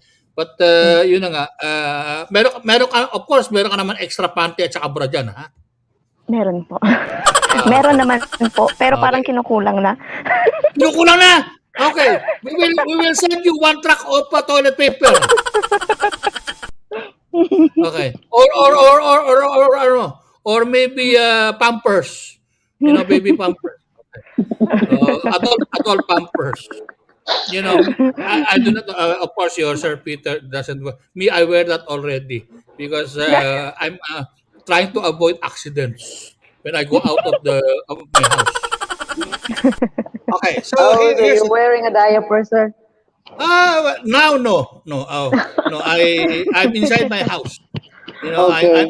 I'm working. I'm inside the studio. So here the toilet is very near, so I can run to the toilet. Yeah, but when I am going out, I have to wear. Anyway, going back to you, Ann. Yes, sir. So okay. Gaano katagal nakikita mo tatagal tong kaso mo na teka, bakit mo din galit naman sa lahat naman ng hahablutin, pantit, bra pa. Pero bakit ano bang ginawa mo? Anong pang-aasar ang ginawa mo sa employer mo? Ganun katindi naman. At wala naman siya napili kundi yung pantit bra mo. I mean, anong pinagmulan yan? Ayun kasi, sir, yung day na yon, April 5 statutory holiday po yon. Okay. So nung before noon, January, meron na kaming argument. Kasi nasira ko nga yung toilet cover niya. Pero after Chinese New Year yun, kaya galit. Ano ba naman yan? Yung isa kanina plancha, ito naman toilet cover. Mababaw naman yan. Oo, sir. Pero ay aksidente lang naman po toilet yun. cover, bakit? Nataihan mo ba o ano? Nalaglagan po ng jar, sir. Nalaglagan ng jar yung toilet cover, kaya nabasag. Pero accident lang naman po yun. So, hindi ko naman sinasadya yun. Kaya doon na siya nag-start na nagalit siya sa akin na hindi niya na ako pinapansin. Pag may iuutos siya, sinasabi niya sa anak niya o di kaya kay sir niya sasabihin na uutusan ako na ganito yung gawin. Mga ganun na, sir. Parang hindi na talaga ako kinakausap. Normally, niya talaga. Chinese are like that. Pag galit siya sa'yo, when they are angry at you, they use a third person or another person na ipaabot sa iyo na galit sila. They will not tell you to your face, no. This is a general thing, commonality among Chinese, because I'm part Chinese myself, and although I'm not 100%, and that's how they are. Of course, in my family, that's not how we do it. Kami harap-harapan. Pag mali ka, mali ka. Anyway, so may nabasag na jar sa toilet cover. Ever since, hindi ka niya pinapansin? Ganun? Mga 3 days yun, sir, hindi niya ako pinapansin. Pumansin lang siya sa akin nung nagkabisita kami sa bahay. May visitor kami sa bahay, pumunta yung Okay. family, friends niya. Akala ko kung anong bisita. Ay, Ayun. alam mo, sa babae, pag bisita, regla eh. Anyway, ngayon, Yun. so, nagkikita Ngayon, ka, sir, and then, kinakausap niya na ako, nagsismile-smile na siya sa akin. So, I assume, sir. Yes. I assume na so after 3 okay na days kami. with the visitor, they started smiling at you, talking to Yes, you. yes. Okay, ngayon. Yes, sir. So, I And assume na then, okay na kami. ayun pala. Saturday. Saturday kami nagka-visitor. And then Sunday, Oh, holiday ko, sir. Nag-day off oh, ako. Siyempre, pagka-day off ko, naglinis na ako ng bahay bago mag-alis. Tapos pagkabalik ko, oh, naglinis ako ulit. oh. Pagkatapos ng Saturday na holiday, Sunday na holiday ko, on Monday, akala ko okay na, good morning na ako sa kanya, ganito, ganyan. Pero yun pala, sir, hindi pa pala. Mayroon pa pala siyang galit. Yun, yung pinuna niya naman, hindi na naman yun yung toilet cover. Yung pinuna niya naman, yung pagkain ng bata. Yung pagkain ng high school niya na anak. Yun na naman yung pinuna niya. Tapos, ayun, yung chicken kasi usually kinakatun yan ng maliliit kasi yun yung gusto ng anak niya, sir. Okay. Nung time na yon, nung pumasok siya sa may... okay. She wanted you to cut the chicken in small pieces. Hindi Okay? po. Yun yung gusto nung anak niya, sir. That's what her daughter wants, the small pieces na chicken. But she don't want like that. She want it bigger because she said her daughter is already high school. Her daughter is not a baby anymore. Sabi ganon. And then, ayun, nagalit siya. Sabi ko, ma'am, can you please ask your daughter to cut like this, the one that you like, the big cuts? Sabi niya, ay, nagalit siya, sir. Sabi niya, no need to ask my daughter. It's my daughter. I know what's best for her. Sabi ganon, sir. So, hindi na ako umimek. Yun na lang. Hindi ko na lang kinat yung chicken. Yun na lang yun. Tapos, bago siya umalis ng bahay, nagdadabog siya, sir. Yung mga pintuan, pinagbabagsak niya. Yun. Okay. Tapos, syempre, sa part ko, sir, akala ko okay na kami. Yun pala, hindi pala. Nagdadabog Yun ba, na sir? siya. Parang ganun. Opo. Nagdadabog. Yung main door talaga binagsak, sir. Yun talaga yung ano sa akin, yung naka-hurt ng feelings ko ba, sir? Kasi parang yun lang. Tinama ka pa ng kwan. Tinaba ka pa ng main door. Hindi naman yata. Yun, sir. Ayun. Pagkatapos baka lang kamukha ni Superman, tinanggal yung pinto, hinampas sa'yo. Ha? Buti na lang, sir. Matibay yung pinto, hindi niya mahila-hila. Oo, kamukha nung kay Rosalinda, kita mo naman, kasasabunan, ano mo nangyari sa noon niya, Hindi na pwede, laka na landingan ng langaw, di ba? Pwede na aeroplano dito, sir. Aeroplano na ba yan? Ay, Diyos ko. Ikaw nagsabi yan, ha? Helicopter pa lang sinasabi ko. Anyway, balik tayo sa'yo. Langaw lang yung kay sir, eh. Oo, langaw pa lang sinasabi ko. Aeroplano na pa rin sa'yo. Ayan. Bagay, dito sa Maynila, nagkakaroon ng delay ng flight. Kulang ng pesa ng aeroplano. Pahiramin mo muna kami rito. Sige po.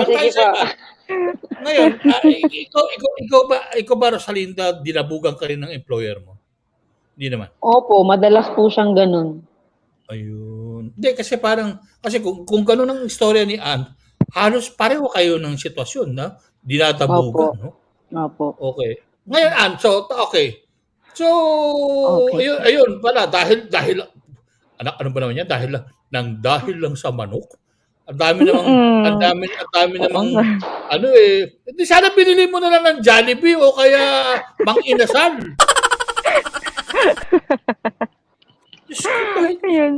Yun nga, sir. Para namang niloloko naman tayo yung mga employer na yan. Anyway, so, teka, anong agency ka nakarating? Ilang buwan ka na dyan?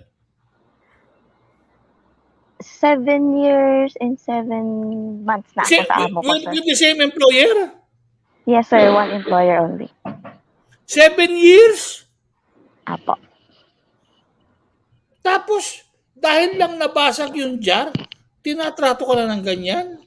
Yes Oh, po. come on. Yun. Hindi, And hindi naman ako another huwag ka thing, magagalit ha. Hindi naman ako makapaniwala naman na ganyan, ganyan naman ka, ano yun. Meron kayong pinagsamahan tapos ganyan ang gagawin sa'yo? Hindi. opo sir. And Don't another get me thing wrong ha. sir, kasi Hindi ko fino-force niya hindi akong ko sinasabing mag-resign. ano ha, hindi ko sinasabing ikaw may kasalanan. Don't get me wrong ha, ayokong isipin mo na kinakampihan ko yung employer mo. Kaya lang iniisip ko lang, teka, mukhang something wrong. O something wrong, sabi nga sa mga Chinese. Something Di wrong. ba? Oh, something wrong. Di ba? Ay, oo. 7 years ka sa employer mo, tapos nabasagan lang ng ano ba nabasag? Ano baka naman may lamang diamante 'yon o ano? Ano ba ang nabasag? Yung cover ng toilet po, yung toilet cover mismo. 'Di ba yung toilet nila dito sir may cover? Oo, ako wala tayong Yun toilet lang. dito, may cover. Oo. Yun lang. And yung cover na sir, yung cover na yan sir, binayaran ko din nga yan ng 300. Pero yung bili namin ni sir doon, kasi magkasama kami ni sir bumili ng toilet cover, it's only $180. Pero 300 nga yung siningil niya sa akin. Nag-okay na ako nga doon kasi nga galit na siya. Overcharge din. Overcharge. Pinagkita. Kumbaga na pinagkita. Talagang checkwa din ano ha. Pinagkitaan ka pa ha. Alam mo kami mga insect talaga mukhang pera eh. Pag-umanhin mo na ha. Marami kami. Marami rin naman sa amin mababait. Lalo na yung mga old family. Pero may iba talaga mukhang pera eh. Diyos ko. Hindi nyo imagine 180. Tapos sinarge ka 300. Opo. 300 po binawas sa sahod ko. Pucha, para kang umutang sa 5-6. Pa ang Bombay. Kalahati yung tubo. Ayun na nga eh. Oo. Anak ng pusa. Alam mo, pag ganyan naman, alam mo, ano na yan, pangangawawa na yan ng tao. Pananapak na yan ng sangkat ng pagkatao. Kamukha ng ginawa nga kay Rosalinda. Sipin mo, 2,300 kinuha. Tapos, yung taong bahay pa ng taka niya, pati yung kinuha. Oh. Buti na lang, yung panty niya nakadikit pa. Di ba? Buti hindi nablot yung panty mo, Bramo, Rosalinda. Hindi po kasi sabi niya, ang panty ko daw po ay mumurahin lang kumpara sa gamit niya. Ganun? Hindi niya type. Opo. Sabi niya, yung bra niya. Baka sa'yo, Victoria's Secret. Naku, sir. Nung question nga ako ng pulis, kailan mo binili yung panty? Saan mo binili? Magkano yung panty? Sabi ko, I just bought there in the market, just $5. Tapos yung pulis natawa. Baka sabi ng pulis, mas mahal pa yung pampers ng bata dun sa panty mo. Oo nga. Natawa yung pulis, $5 na panty. Uy, mura yun ha. 50 pesos lang. Okay yun. Less than 50 pesos. Beta mo nga ako sa Santusena dyan, pamimigay ko rito. Meron po dito sir, $2 lang. Oh? Oo. Baka naman dalawang ihi mo lang, bitak na yan. Ay, hindi. Magagandang klase, sir. Ganon? Opo. Baka yung nabibili ito sa mga ukay-ukay na hindi mo pa nasusuot, may butas na. Ay, mas maganda to. $2 lang, bago pa. Ganon. Galing ha. Opo. Quality ha. Yes. Okay. Okay. At least nakakabili kayo ng ganyan. Dito kasi nagmamahalan na rin lahat eh. Ewan ko kung bakit. Kahit ukay-ukay, mahal na rin. Diyos ko, mahabagin. Hindi ko lang biro. Ukay-ukay na yun ha. Mahal pa rin. Ako. Ewan ko ba. Okay, balik tayo sa iyo, Ann. So, ano ang inaasahan mong, ine-expect mong mangyari sa iyo sa sitwasyon mo ngayon? Dahil sa pagkalalait sa'yo. Dahil si Rosalinda naman ang susunod kong kan. Ano ang ine-expect mo bukod doon siyempre sa perang, magkano amount ba kiniklaim mo? I supposed to be claiming 114,500 and Sus, Mariosep! 15. Gano'ng kalaki? $1 million mahigit yun. But syempre po may puso tayong Pinoy. May discount syempre, sir. Hindi, magkabayad. Magkabayad. Bayarin mo siya sa pantit sa bra mo. You know, ilan ba yung tinapon niya? 4? 2 pantit, 2 bra? Tama ba? Tag-iisa lang, sir. Tag-iisa. I-times mo, bebe. Oh, times 2. Sabi mo, 100,000 each. Yes. Alam mo, if you don't teach these people lesson, they will never learn. And Yes, kahit exactly. na madyaryo ka sa ginagawa mong yan, huwag mong parsinin yan.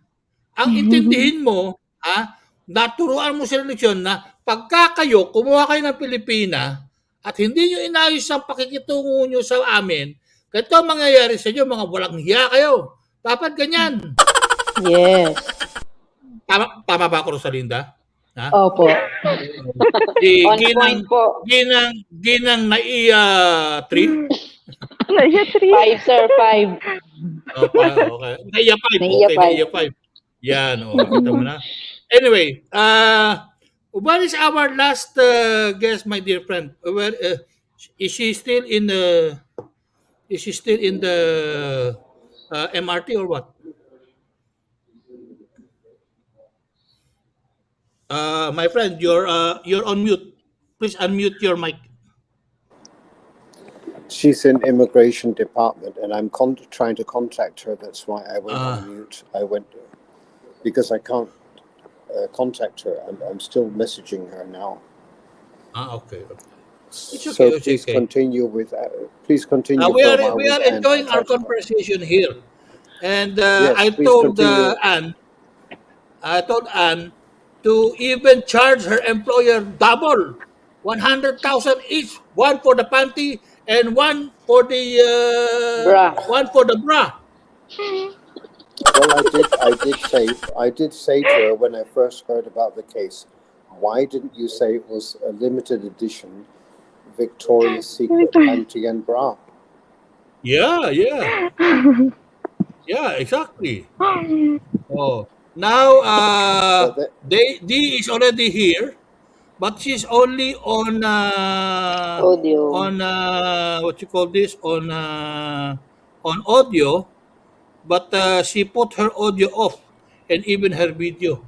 Anyway, Dee, if you are listening, kung nakikinig ka, Dee, paki-on lang ang iyong video at saka ang iyong mic para mapakinggan ka namin at mapag-hello ka naman. Now, ikaw naman yung claim, magkano yung total claim mo ba, Rosalinda? Lumalabas, nasa ano rin yan?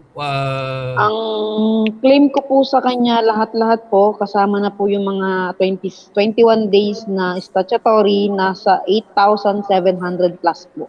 Ayun, huwag ka rin papayag ng huwag ka rin papayag ng bababa ng settlement. You know, yun like nga po ang nangyari. We have to teach these people that if they get Filipino workers, they should not abuse you. Yes, that's right. Oh, you have the right to be I don't want to brag, but you know, compared to other nationalities, there is no Of course, there are some of us who are really horrible, I mean, when it comes to attitude. But there are also most of us who are also good. Yan, yun naman sa akin, Yes. But in general, Filipinos in general are good. Yan. There are some Yes. that I myself I would like to throw them, not the panty and bra. I'd like to throw them from my 15th floor in my condominium. Throw them from the window. But not all of them, siyempre, we have to show these people. Ajay, pang palabok. Ano yun? Paano nagdadala akong pampalapot dyan? Ano yung pampalapot dyan, ha? Sorry po. Ano yung malapot?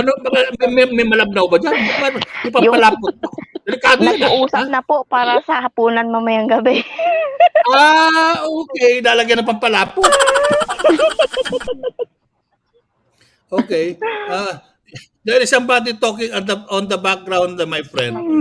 We have to put something to thicken the sauce. So I said, what are you talking about thickening? What? Anyway, yun, biglang nag-off si Kwan, si Sir Peter. Nasaan na si Kwan? Bakit si Dio, she doesn't want to turn her mic Bawal, on. sir, Nasa loob pa bawal kasi ng court. immigration. Opo, bawal po kasi doon ng camera at video. Opo. So, my friend, she's still inside, huh? Right? Anyway, okay. Actually, all courts, even in the Philippines, cameras and are not allowed, and videos. And you are not allowed to record the conversation between the fiscal and the whole proceedings, except the stenographer, no? Yes. And the recorder. Anyway, let's go back to the situation. So, yung kine-claim mo total is 8,000 Hong Kong dollars. Opo. 8,000 magkano? 8,761. Almost 9,000 na rin yun, ha? Tapos yung sa'yo naman, Ann, is, ano ba mo pangalan mo, Ann? Ann Margaret Asgar po. Uy, ganda naman. Parang Princess Yayamanin. Yayamanin naman ang pangalan mo. Samantalang ako, pangalan ko, Raul. Pagka nagkamali ka, si Raulo. Sounds like rich. Alam mo, tatay ko, talagang matinding galit sa akin eh. Ang daming inabibigay na pangalan sa akin, Raul. Tapos magiging si Raulo pa. Sounds like insane. Di ba? Kaya ako, nung maliit pa ako, tawag sa akin si Raulo eh. Because of my name, Raul. Si Raulo. Okay, anyway. Of course, here in the Philippines, we have many si Raulo. No? But maybe after a few more years, si Raulo na rin ako. Hindi naman po. Huwag naman po. Ikaw nga, sa'yo nga, Rosalinda, sira na yung buhok mo eh. Uy, stress lang po ako, kaya ganyan niya. Ganun ba? Opo. Parang parang Mr. Clean eh, talagang mga Kaka-harvest ko lang. nilagyan ng jobos, ha? Kaka-harvest ko lang. Ayun na nga, parang umani eh. Anyway, okay.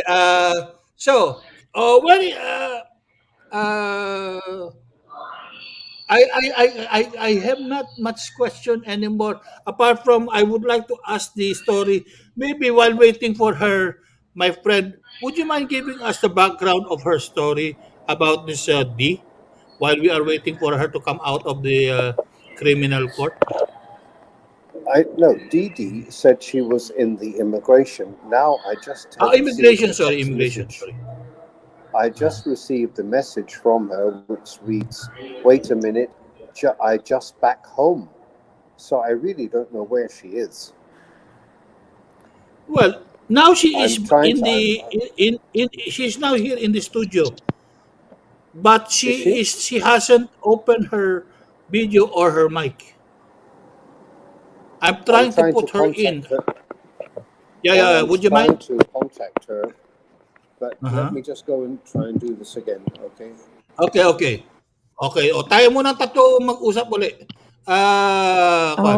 So, si Madam Naiya 5 at saka si Madam Panty at Bra. Ann Panty. Si Princess Ann Panty at Bra. Diyos ko naman, grabe naman yan. Lahat naman ang hahablutin. Ano yun? Hinablot sa'yo habang suot mo o kinuha lang niya sa damit mo? Ay, eto sir, kasi statutory holiday nga. Pagka-uwi ko ng bahay, nilalaban ko kaagad yung mga suot-suot kong damit. Tapos hinahang doon sa may CR. Yun. Okay. Ayun. So doon ka pala sa CR. Ayun. Ayun! Ayan na si D. Ayan na si D. Hello, D. D. Magandang gabi, magandang hapon po. Okay. Thank Galing you for... po ako sa immigration. Okay.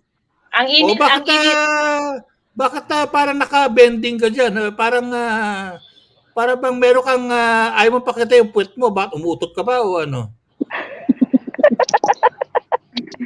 Hindi ko lang saksakan yung cellphone ko. Akala ko meron kang parang meron kang inuutusan na pakiamoy mo nga yung puwet ko kung meron ka o pakitingnan mo yung puwet ko kung merong sayad. Kung merong lining. Anyway, okay. O kumitagas. Okay. So nasa bahay ka na ngayon, Didi? Opo. Oh, very nice. Kagagaling ko po sa immigration, nag-extension ng visa po. Okay. Very good. Okay. Sige. Bumati ka muna sa ating mga nakikinig at nanonood dahil kanina ka pa namin yung mga netizen dyan, nandito po kami sa studio. Ayun. Very good. At mukhang pinapawisan ka pa. Yung kaninang baling mo, ninervous ako. Sabi ko, teka, para bang merong itong, para siguro ayaw niyang ipatinig yung tunog ng kanyang, yung dighay ng kanyang puwitan. No, ha? Anyway, kumusta naman yung lakad mo sa immigration? Na-extend ka naman? Ay, okay lang. Okay naman po. Wala pong tanong. Basta lang binigyan ako ng extension of visa. Dalawa po na kasi yung kaso ko. May kaso pa kami sa government na kararating kaninang umaga na sulat. Iba din po sa tribunal. Aba, maaaring pwede ba kaming nadinig ko na yung kwento ni Rosalinda at saka ni Ann.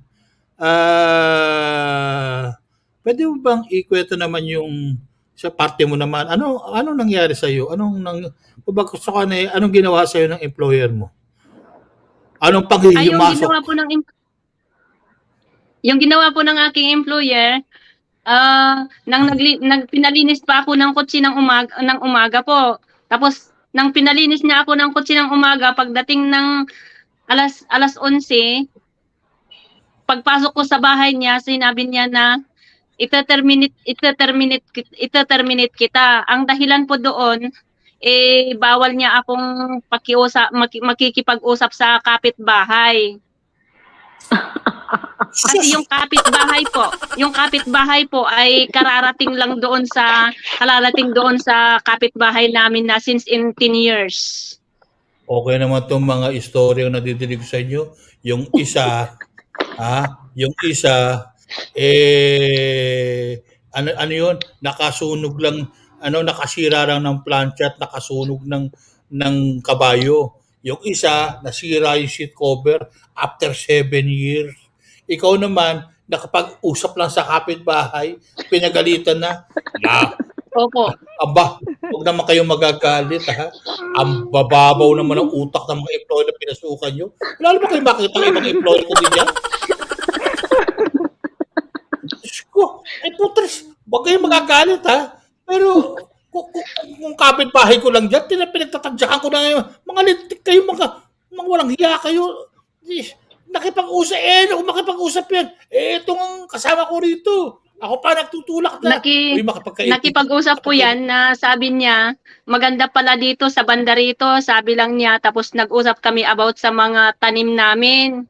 Na masyadong yung tanim din niya, yung tanim ng amo namin, masyadong lumapag doon sa bakod nila, kaya pwede na lang guntingin. Sinabi ko kay amo ko nung that time, guguntingin na daw yan. Tapos yun, sabi niya, don't too much to our neighbor, sabi niya. Tapos yun, pagbalik niya, ayun, kinuha yung susi sa akin, tapos ito terminate before 2 p.m. You are not here anymore, sabi niya. Oh my God. Babaw naman nun. Huwag ka magagalit pero ayoko sorry ba? Ayoko gusto magmura pero bawal magmura at mapapagalitan tayo ng KBP. Kapisana ng broadcaster sa Pilipinas. Bawal daw kasi magmura sa air. Pero alam mo, medyo ngayon lang ako nakadinig ng ganyan. Nakipag-usap ka, baka naman may iba ka pang ginawa. Talagang ganun. Ilan taon ka na sa employer mo yan? Ilang taon ka na sa employer mo yan? 10 years po. 10 years na po. Tapos hindi pa employer, 10 years? Opo. Tapos nakipag-usap ka na sa employer mo? Terminate ka na? Pinagtiyagaan ko po 'yan dahil sa gusto kong gumaan ang pakikipagkuhan ng pamilya namin. Kaya 'yun tiniis ko ng 10 years. Eh, ngayon ang akala ko na ang akala ko na hindi niya gagawin 'yun, eh, ginawa pala niya. Yung isa 7 years. Yung isa naintindihan ko 5 months, okay lang 'yun. Pero yung isa 7 years nang dahil sa inidoro. Anyway, Diyos ko, tapos ikaw dahil lang nakipag-usap ka lang sa kapitbahay mo, after 10 years, tinerminate ka? Sorry pero ang babaw naman ng trip yan. Baka naman nagsasabu yan. Hindi ba nag-addict yan o ano? Ganun po talaga sila dito. Oo. Kasi kahit po ako, pinagbabawalan din po ako ng amo ko makipag-usap doon sa kapitbahay namin na Filipina driver. Ipinaliwanag ko po sa kanya na nature namin yun, natural sa amin na mag-usap kasi pare-parehas kami mga Pilipino. Sabi niya, you're gossiping me. Ano pag-uusapan namin sa kanya? Sinabi mo, you are more ugly than me. What will I gossip about you? You're very ugly. Including your attitude, very ugly. Yes, because our neighborhood is asking me sometimes because they heard how my employer shouting at me. So they heard it because we are neighbors. So this Filipino driver asked me, "How are you? Can you still manage?" Sabi ko, "Yes, ate, I'm okay. I can still manage, but I have planned to break my contract." And then she saw it on the camera because my employer said one of the camera on the car park is only belongs to her, she said. So everything that happening inside the car park, she knew already. So she's really mad at me every time I went back. Baka naman nahuligan ka nakipaghalikan sa boyfriend mo sa car park. Wala po akong boyfriend, kuya. I have no boyfriend. Talaga huwag ka magagalit, di ka naman pangit eh. Wala po akong boyfriend, no. Wala po akong boyfriend. Opo. Yung mga driver po doon na Pilipino, mga tatay ko na po sila.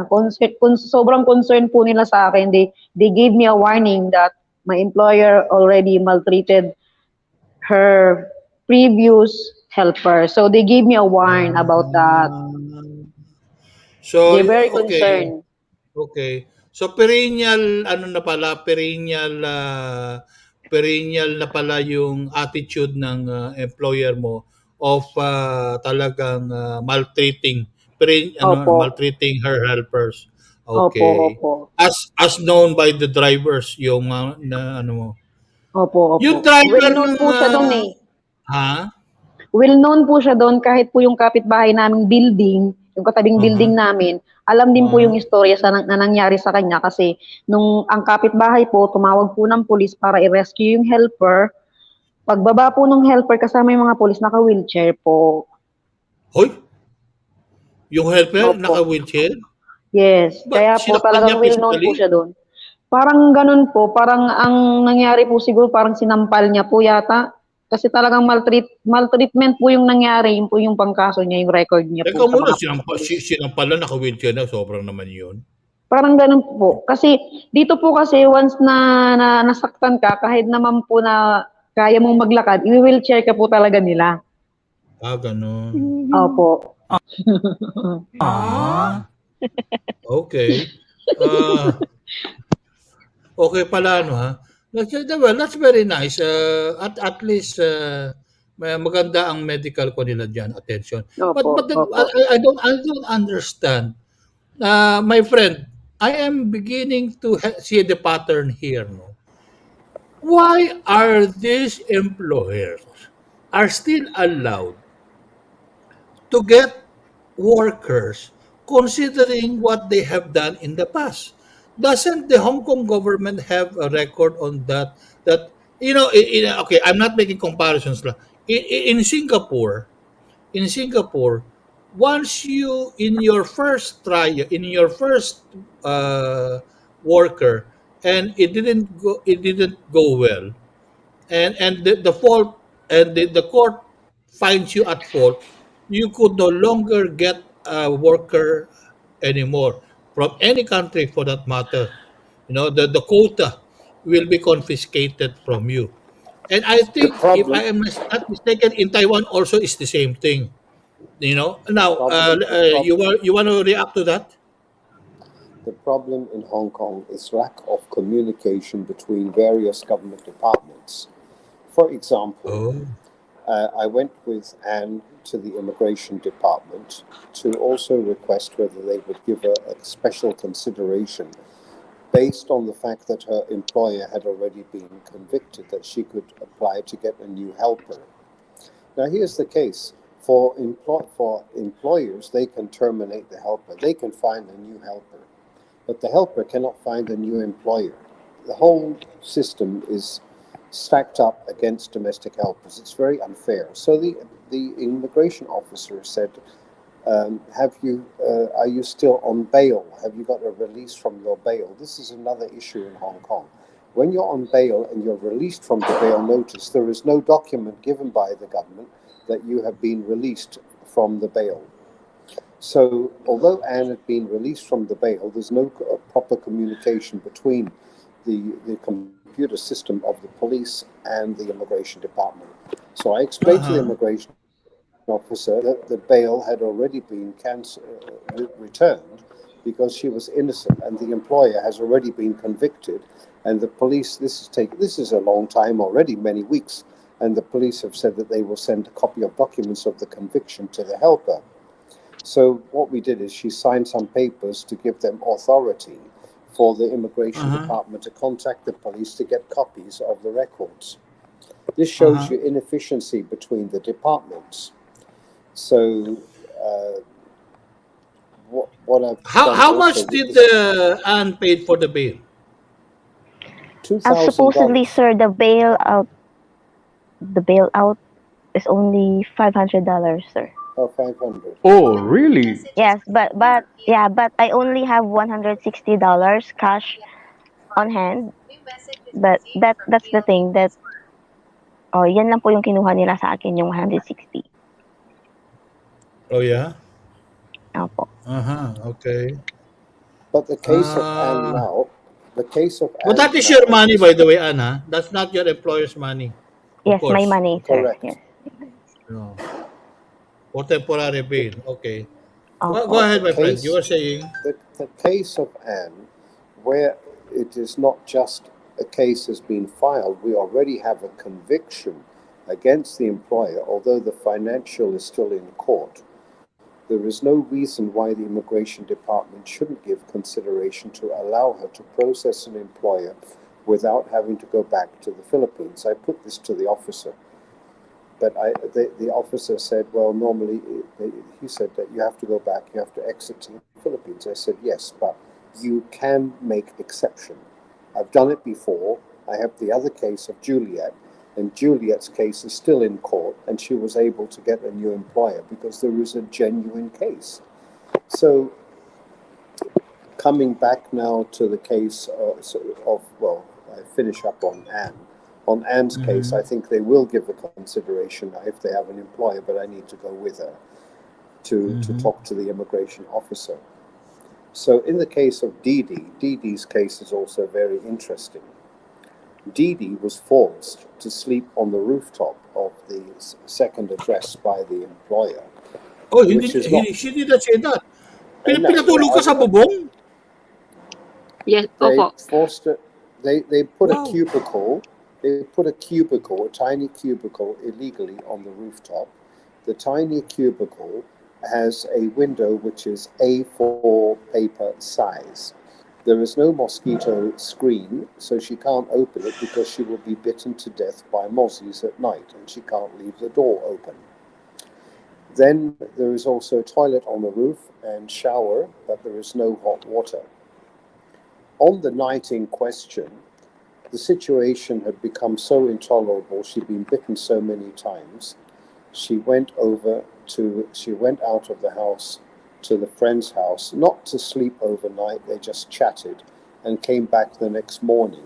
And so she was terminated for going out of the house that night. In fact, the employer for years had been breaching the contract by forcing her to sleep on the rooftop. whereas the employment contract states that she has a room inside the house. There is no room in the house, so she was not provided with a room in the house. I took Dee, we went to the lands department, which is like buildings department, and we reported to the lands department that the employer has multiple illegal structures, both on the rooftop and in the garden. And we have requested the government to investigate the illegal structures. I've also pointed this out to the Labour Department that she was forced to sleep in accommodation not as provided in the contract, which is breach of contract. She was also forced to work on statutory holidays and rest days. Again, criminal offences. I don't know what's happened. There's some interference here now. Okay. What's happening? Actually, Didi back. has two phones, so I have to remove the other one. She's very wealthy. She has two phones. But anyway, Didi, 10 years. 10 years let me continue. Let me continue. Yes, Didi is very well equipped with her phones. Yeah. High tech. The other issue with Didi is her employer is so kuripot. When she comes back, she would go to the fridge and see how many eggs were left in the fridge. So to make sure Didi hadn't taken too many eggs away for her food. Yeah. And I don't know if Didi... Your employer is checking the eggs in the fridge? Counting the eggs, yes. Yes, sir. Did you ask the employer to count the eggs of the the husband? Ibang eggs naman yun. Iba naman pala yung eggs yan.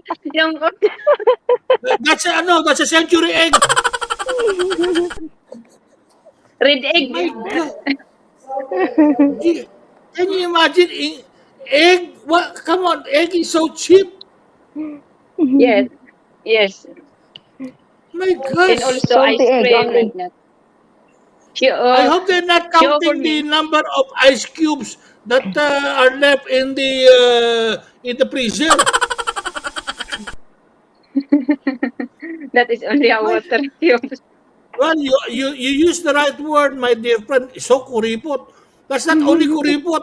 That's what we call yes, very kuripot. Makunat. Very, very, very hard to chew. Makunat. Sino ba sa inyo Ilocano rito? Diyos ko. Paita lagi. Oy, sabi siya, Bisaya. Paita lagi.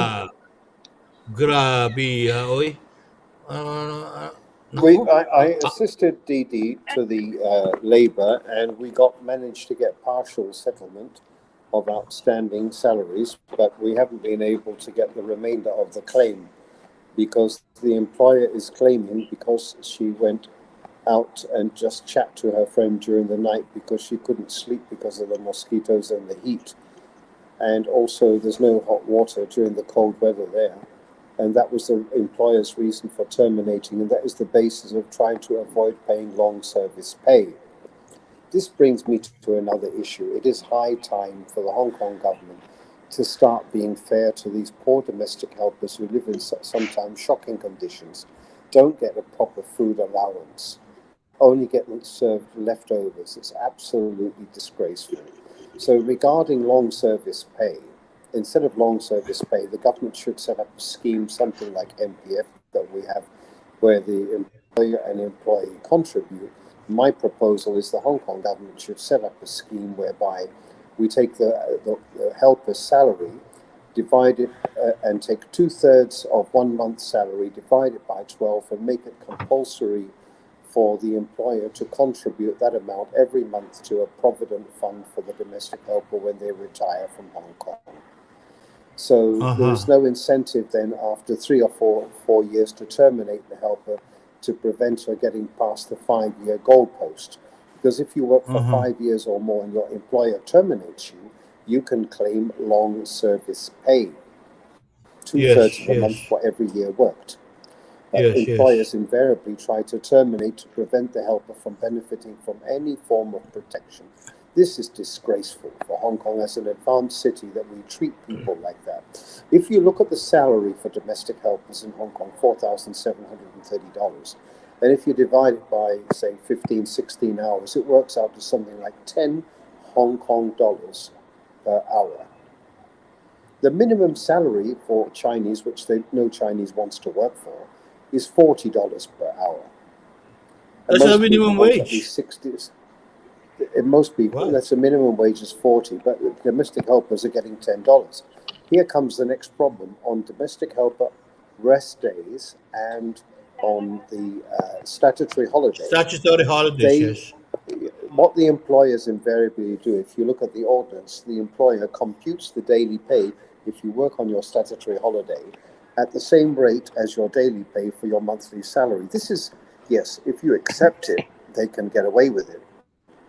I'd advocate to all helpers, you are not under any obligation to accept such a pittance of $10 per hour. It is your prerogative on your rest day and statutory holiday to set the rate of pay that you are willing to work for. So if your employer doesn't want to pay you, you don't need to work. You're under no obligation. You should put this in text and say to your employer, yes, okay, I'm willing to work on my holiday, but my rate is $60 an hour. This is absolutely legal because you're working for your employer and your employer agrees to your terms. It's your rest day. You're entitled to 24 hours rest. If you're looking after a baby, you do not need to look after the baby after midnight on your rest day or your statutory holiday. It is shocking how these domestic helpers are abused. It's time for change. Correct. I agree with you. After 12 hours or 15 hours or 16 hours, yes, they should at least have something, proper compensation. Wow. What I am hearing now are very, very shocking things. My gosh. Unbelievable. Oh, really? Oh, Let's yes, go back to really. Didi now. Yes, Didi. Didi, 10 years kang nakatira sa ibabaw ng bubong? 5 years po. 5 years. Okay. Yung galing po First ako 5 nung years or last 5 years? 5 years. Galing po ako doon sa isang bahay, lumipat kami within after 5 years. Tapos doon po doon niya ako itinira doon sa mataas na kwan na wala pong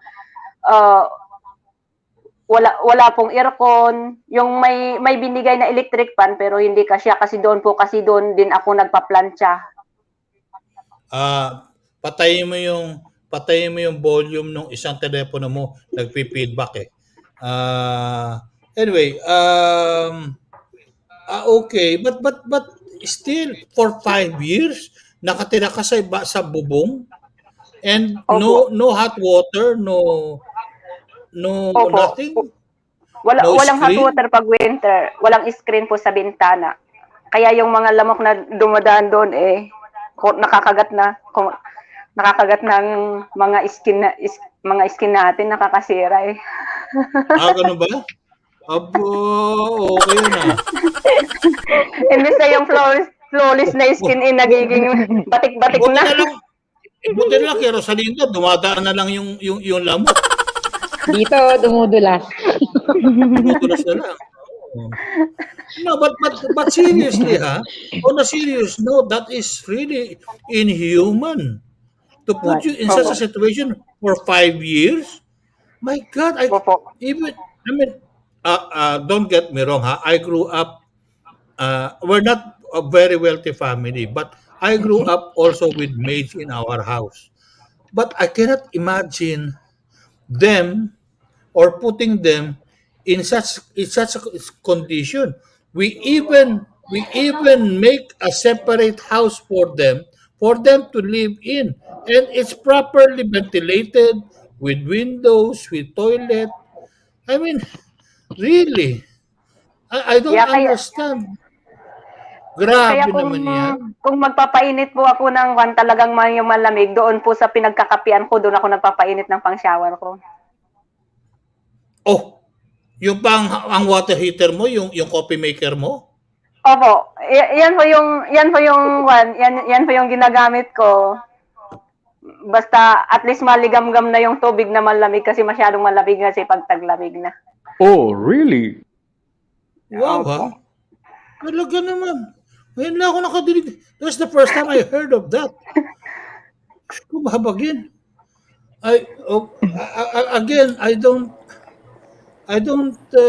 it's not that I find it hard to believe. I know there is no reason for you to lie or to come up with such a story if it really didn't happen.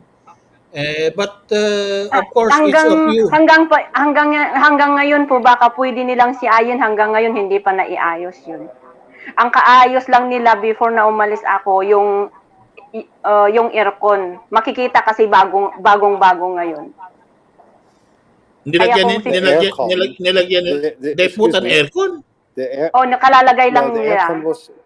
The aircon was already there, and she was told the aircon is out of order, but it's only for looking. It's not for using.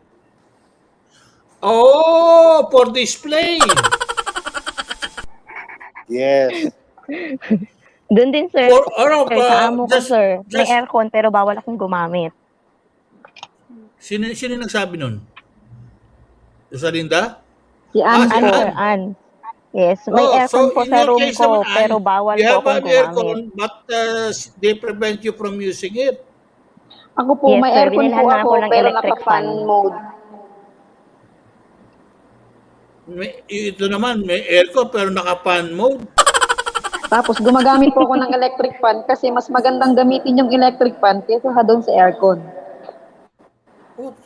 Yung sa taas po kasi, yung sa rooftop namin, yung sa taas po kasi pag gabi, na isasara, kapag gabi, mainit talaga yung gabi sa rooftop. Pero pag at least mahapon, kahit na yung magpaplantsa ka ng mga alas 3, alas 4, ganun mainit sa rooftop. Doon po ako nagpaplantsa ng mga damit nila. Peter, my good friend, my co-anchor, how expensive is electricity in Hong Kong? If you were to run the aircon the whole month, well, only during the time that the helper's in the room, which is probably 8 hours, it would cost perhaps maybe $300 something per month for a small aircon. That's not bad. About 2,000 peso to 3,000. Yeah, nothing. It's nothing. And that's not yet inverter, huh? If it is inverter, it's 70% cheaper. Yes. My gosh, I'm paying something like 8,000 a month of all my electricity bill. That's about 800 Hong Kong dollars. You wait, I have many more to interview, and there is one that we will interview in the future. She was forced to work in 2 houses. She was told she's not allowed to use the aircon. And when she bought a rechargeable electric fan, she was told she was not allowed to use that because it's using his electricity. She has to buy a fan that uses physical batteries and not allowed to recharge them. And for the lighting, she was told she's not allowed to use the light. She should buy candles. Come on. No joke. Really? Really. That story will come later. Oh my gosh. That's a very ugly. The story from so she had to. So when her work was finished, she had to get undressed and do everything, get dressed using only candlelight. That's a horrible. That's the worst. And they are also Hong Kong people. No, he's in the other Spanish, country. and the wife is Portuguese. Wait, the husband is that Spanish. Will be a nice episode. Yes. Yeah. Come on, these are European people. When I filed the case, and I made clear which way the case was going, the helper filed it and notified him. He paid all the money immediately the next day because he was scared of the case.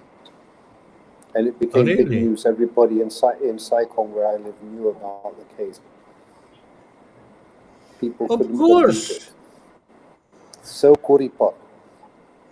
Very unbelievable.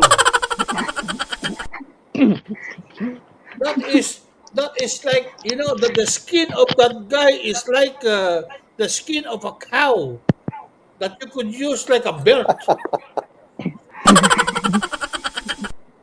Yes, you really have to.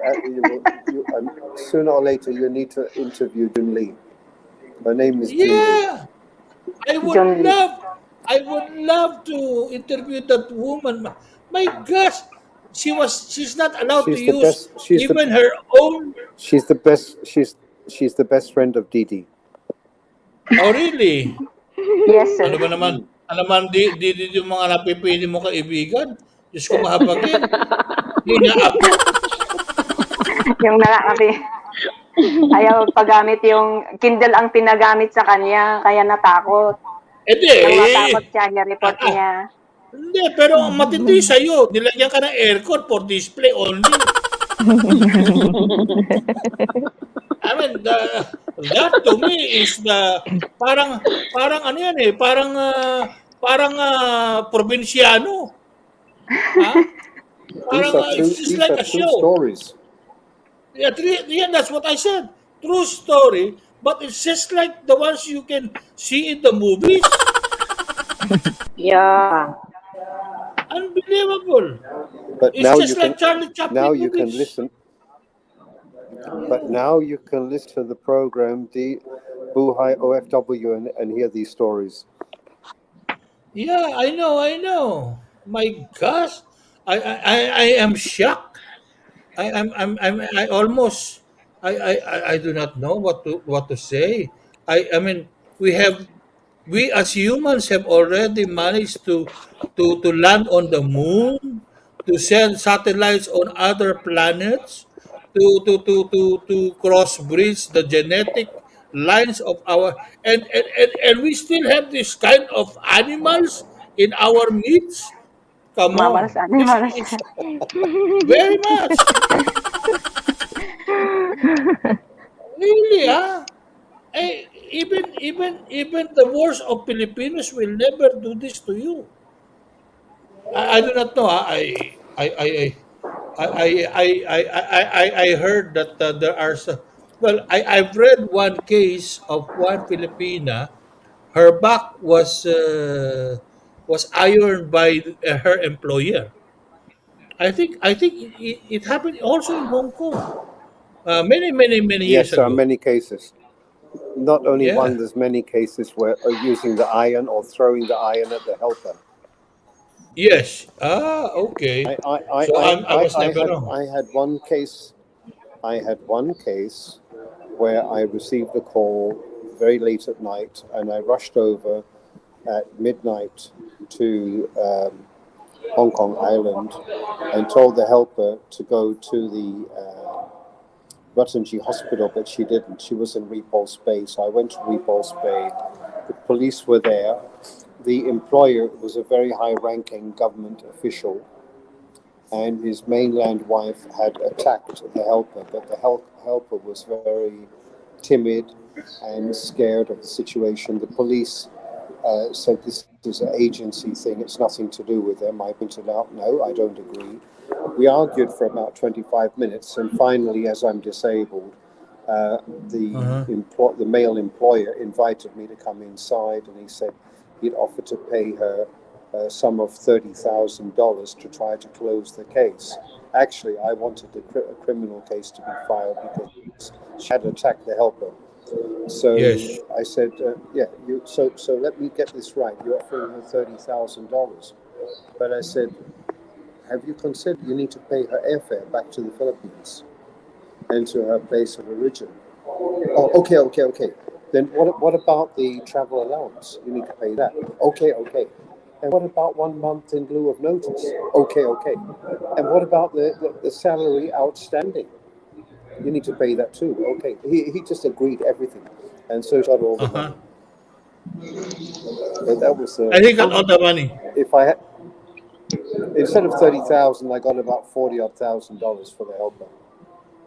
Okay. No, good. Excuse me. Yes. Manolo, my battery is getting empty. Getting empty? Wala ka bang wala ka bang power 5%. bank? No, I will give you battery. Okay. You wait. Okay, sir. 5% only. Hold on. Okay. Yeah.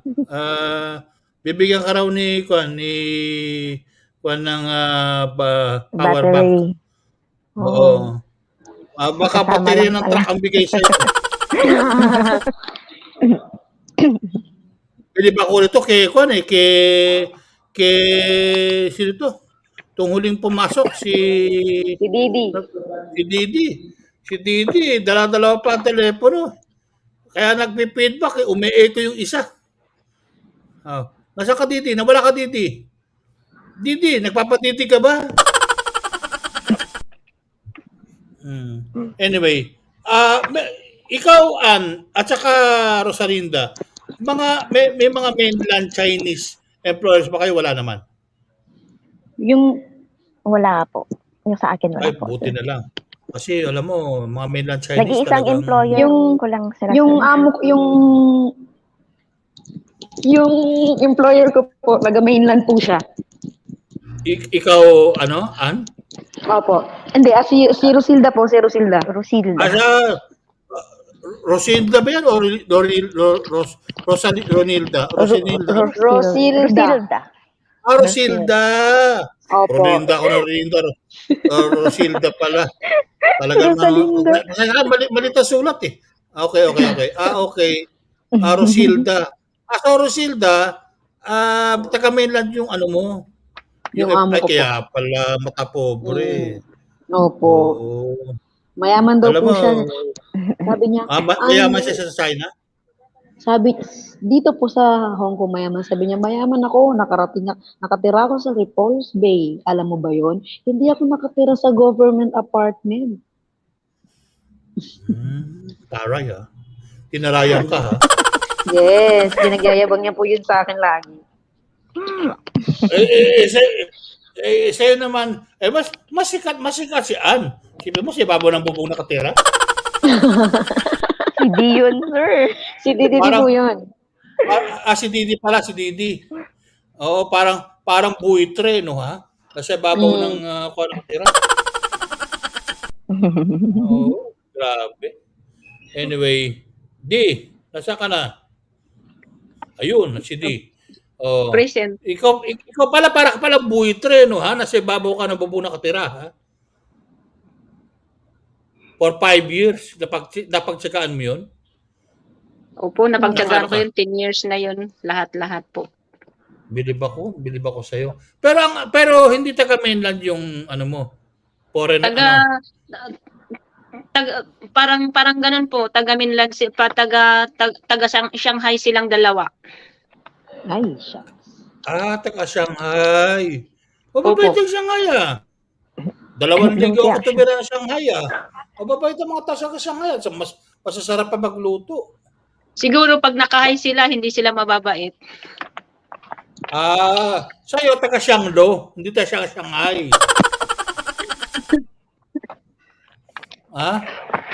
Diba, ang pangit naman ugali naman ng employer mo. Binigyan ka pa ng aircon ano lang, kumbaga pang showmanship lang pala. Grabe naman yan. Kalokohan naman yan. Alam mo, di ko buti sana kung mahirap sila. Makikita mo naman, di ba? 4 na sasakyan, 4 pa na sasakyan, 5 dapat yun, kaso lang ibininta ka agad. Ganon. 4 na sasakyan yung sasakyan nila. Pero yung nasa kontrata... 4 ang sasakyan? Opo. Pero pagdating ko yung nasa kontrata ko, 2 yung nasa sa kontrata ko. Tapos pagdating ko, nadagdagan na. Naging 4. Kaya nga. Actually, I do not know but if I am not mistaken, domestic workers are not allowed to clean the cars. Even here in the Philippines, No, you they are are not. allowed to clean. They are allowed to clean the car if it is written in the contract. It is one of the Ah, duties. The problem in Didi's case is the employer continually lied on the employment contracts and gave her more cars to clean than stated in the contracts. Okay. Opo, katulad po sa akin, ang nakasulat po sa kontrata ko ay isang kotse lang, pero yung nililinis ko po, 2. Oh, ako, in fairness, I mean, of course, I don't pay him as much as they do, but ever since we were born, none of our mates ever cleaned our cars. Of course, we have our own drivers, but and of course, if they clean the cars, the more it gets dirty. Kaya we don't allow them to clean the cars. Yeah. Sorry. Anyway, But in the so in the case of Didi, she was also forced to do dangerous, precarious work, cleaning the outside windows of the building above the ground floor. That is also illegal, and I need to follow up on that as yeah, well with the Labor yeah. Department. Yes, So in Didi's case, she has the case of not being provided with the accommodation, breach of the employment contract, being forced to clean more cars than stated in the contract, breach of the contract, and being forced to do outside window cleaning not in the contract. No, but she lives in a house not in a not in the condominium, right? It's a 3-story house, so she has to climb up on a tall Oh. ladder. And we have had many cases of people. Recently, we had another case of Filipina falling from a Yeah, I building know. and No, dying. she fell. Yes. It was a big news here. Because Yes. I have already suggested before that it should be stated in the contract. But if anybody's doing it, they should wear a full safety harness of the right specifications with double connections and connect to a safety hook on the inside of the house. Correct. And not the whole body to go out the window, only half body, but they need to wear safety harness, a proper one. Yes. Correct. But employers are Yeah. still forcing them to do it. Yeah, she fell on the 11th floor, I think. Yes. Now, in the case of going back to Rosalinda, she was forced to do cleaning, very dangerous for her, on the balcony. I say dangerous on the balcony because she cleaned the outside windows of the sala. She had to climb precariously high on a ladder. Had the ladder toppled over, she would go over the parapet wall and she would have fallen down the building. Mm-hmm. I will raise this issue still with the Labor Department. I'm not happy with what they've done so far for her. Yeah, I And know. as I said earlier, I will challenge the issue that's saying that she made a miscalculation. She didn't make a miscalculation. The employer ordered her out of the house. Therefore, the employer's wrong and she is not wrong. Correct. She gave 1 month's notice and the employer cut it short. And she That's was intimidated. really very dubious. And the agency intimidated her under duress to sign for $800. And, they thought they closed the case. But luckily, I insisted on the case being reopened. And that's the time they ask you to please get the hell out of their office. Am I correct? Oh, no, that was before. They know me already. That was before. I won't enter their office. Okay. And what I did is I stood outside and I said to the police, yes, I'm not going inside. Okay. Well, at least you know what you're supposed to be doing to put you I know on exactly. I know what I can do. Exactly. Yeah. Well, that's very reassuring. So, okay, all these 3 ladies are victims of maltreatment of a very, very shallow issue that I myself cannot believe. How in the world could their employers do such a thing? I mean, I don't find it. I don't see any reason. It's very unreasonable, really. I do not know. Could you see? Can you make any sense out of it, my friend? Come on, we've been living for. I mean, you and I, we are like lolos or fathers to these ladies. I mean, we've been. It seems in the cases where it's bad, it seems generally the richer they are, the meaner they are. Yeah, exactly. You know, I mean, it's like you expect them to be more generous, but they are not. They are more, But as you said, but kuripot. in fairness, I have to say this: there are some very good employers in Hong Kong I've come across. One of my friends, her and her husband, they were working in an area where I live, and the employer is an Australian lady. She's a teacher, and she actually told the helper and her husband, "Why don't you bring your daughter to Hong Kong to study?" And she said, I will sponsor." So the employer asked the helper to bring her 2 children to Hong Kong. One is special needs, but he decided he prefers to stay in Philippines. But the daughter came here, and she got into one of the best private schools. And when she went for the exam, she was so outstanding, they gave her a scholarship. So there are many cases. There's also the case of, he was a very rich Chinese who was looked after very well for many decades by his helper.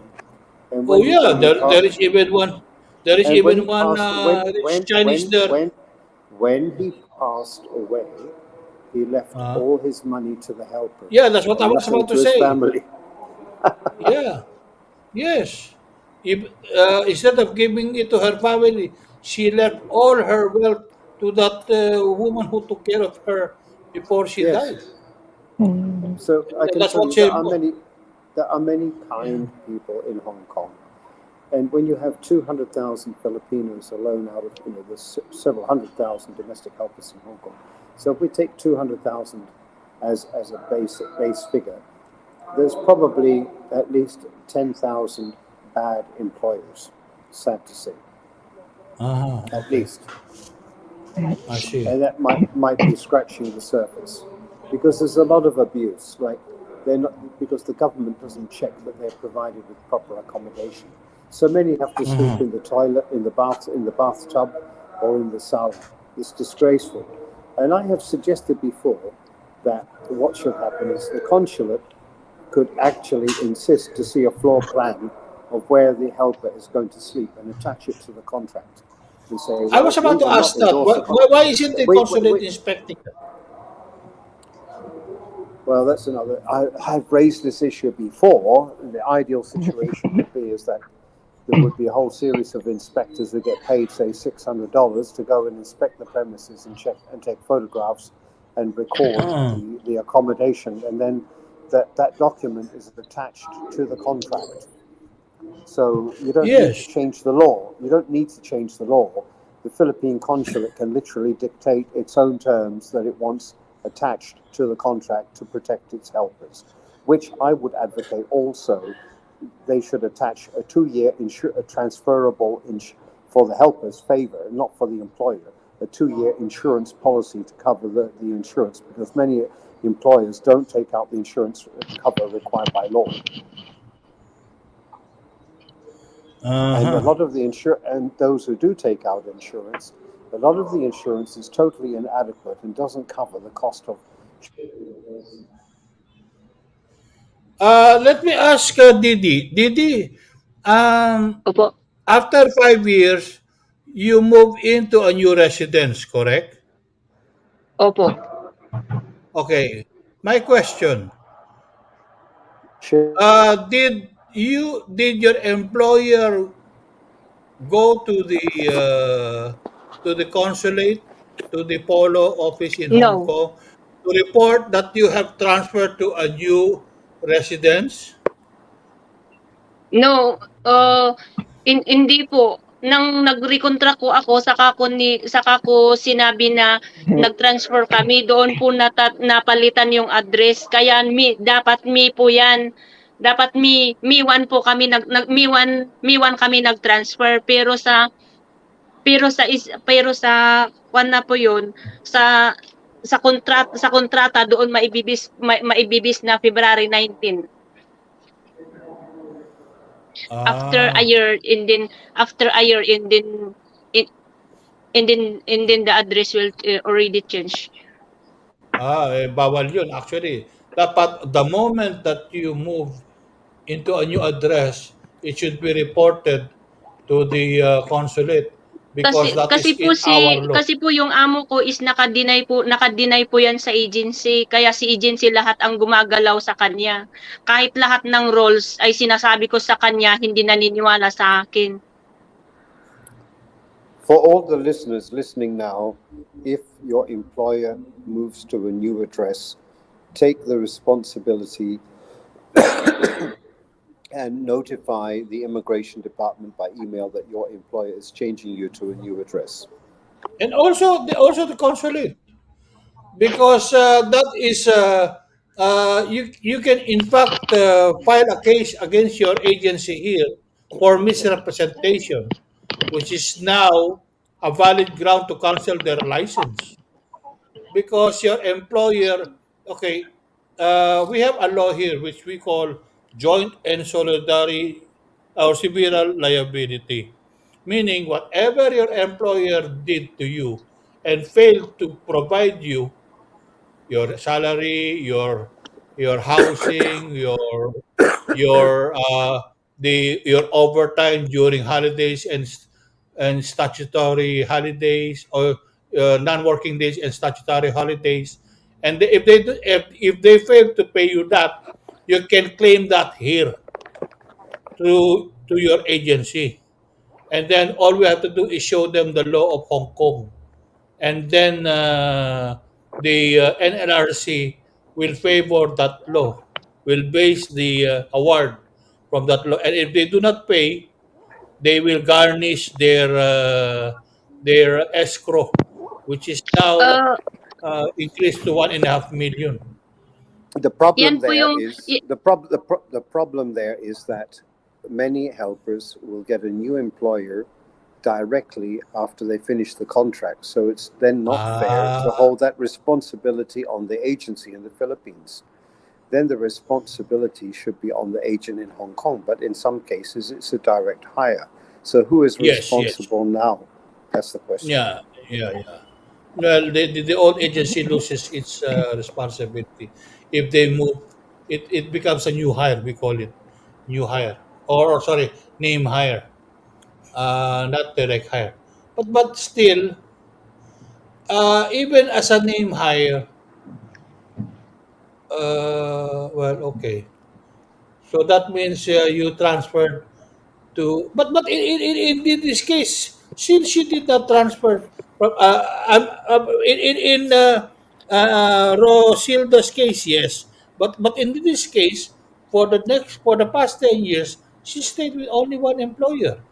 So Yes. in that case, saan agency ka umalis sa atin, Didi? Do you still remember your agency? Ano po? Didi? Yung agency? Philippine agency.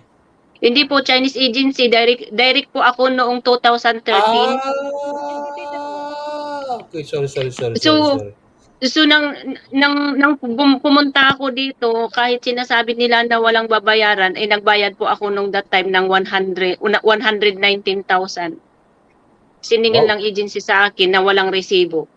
Dapat may kiss din yun, kaso lang walang ebidensya na resibo, kaya hindi ko yan binalikan. 119,000? Way back in 2013? Wow. Kasama po yung 119,000 na yun, kasama yung mga medical training fee. Tapos pati pa yung air ticket doon. Nakasubmit kay agency lahat yun. Correct. Wow. Oof. Mahal, Anyway, that's very frightening. as far as the cost of going to Hong Kong is concerned. And that's way back 2013. Imagine the cost of money now, how much it is. Panahon Opo. noon, 10 piso lang ang bawang, ang sibuyas. Ngayon, 700 a kilo na. Oh. 700, 500. Oh. So, my gosh. It's very frightening. But anyway, having said that, we're going towards the end of our program. I will each and one of you ask you to give your final words to our listeners and viewers to give, magbigay kayo ng final word sa ating mga nakikinig at nanonood ng mga kapitbahay OFW. At yung mga aral na gusto nyong ma-share sa kanila para hindi nila sapitin yung sinapit ninyo. Mag-umpisa tayo sa iyo, Rosilda. Dahil ikaw yung kaunang-unahang pumasok. Rosilda, ang iyong final words, please. Oy, nakamute ka. Oy. Opo. Sorry po. No problem. Payo ko po sa mga kapwa ko OFW na mga first timer pong even mga ex-abroad po. Siguro basahin po talagang mabuti ang batas at ang karapatan po natin. Kapag alam po natin na nasa tama tayo, wag po tayong matakot tumayo sa katotohanan. Kasi habang iniintindi po natin sila, pinapahaba po natin yung mga pasensya natin, lalo po nila po tayong idina-down. Wala naman pong masamang maging mabait at maging mabuting tao, pero kapag inaabuso na po tayo ay hindi na po tama yun. So, wag po tayong matakot, magdasal po tayo palagi, kumapit po tayo palagi sa Diyos. Kasi yun po yung pinakaunang-una, magdasal po tayo palagi para gabayan po tayo ng Panginoon sa kung ano-ano mang mga pinagdadaanan po natin araw-araw.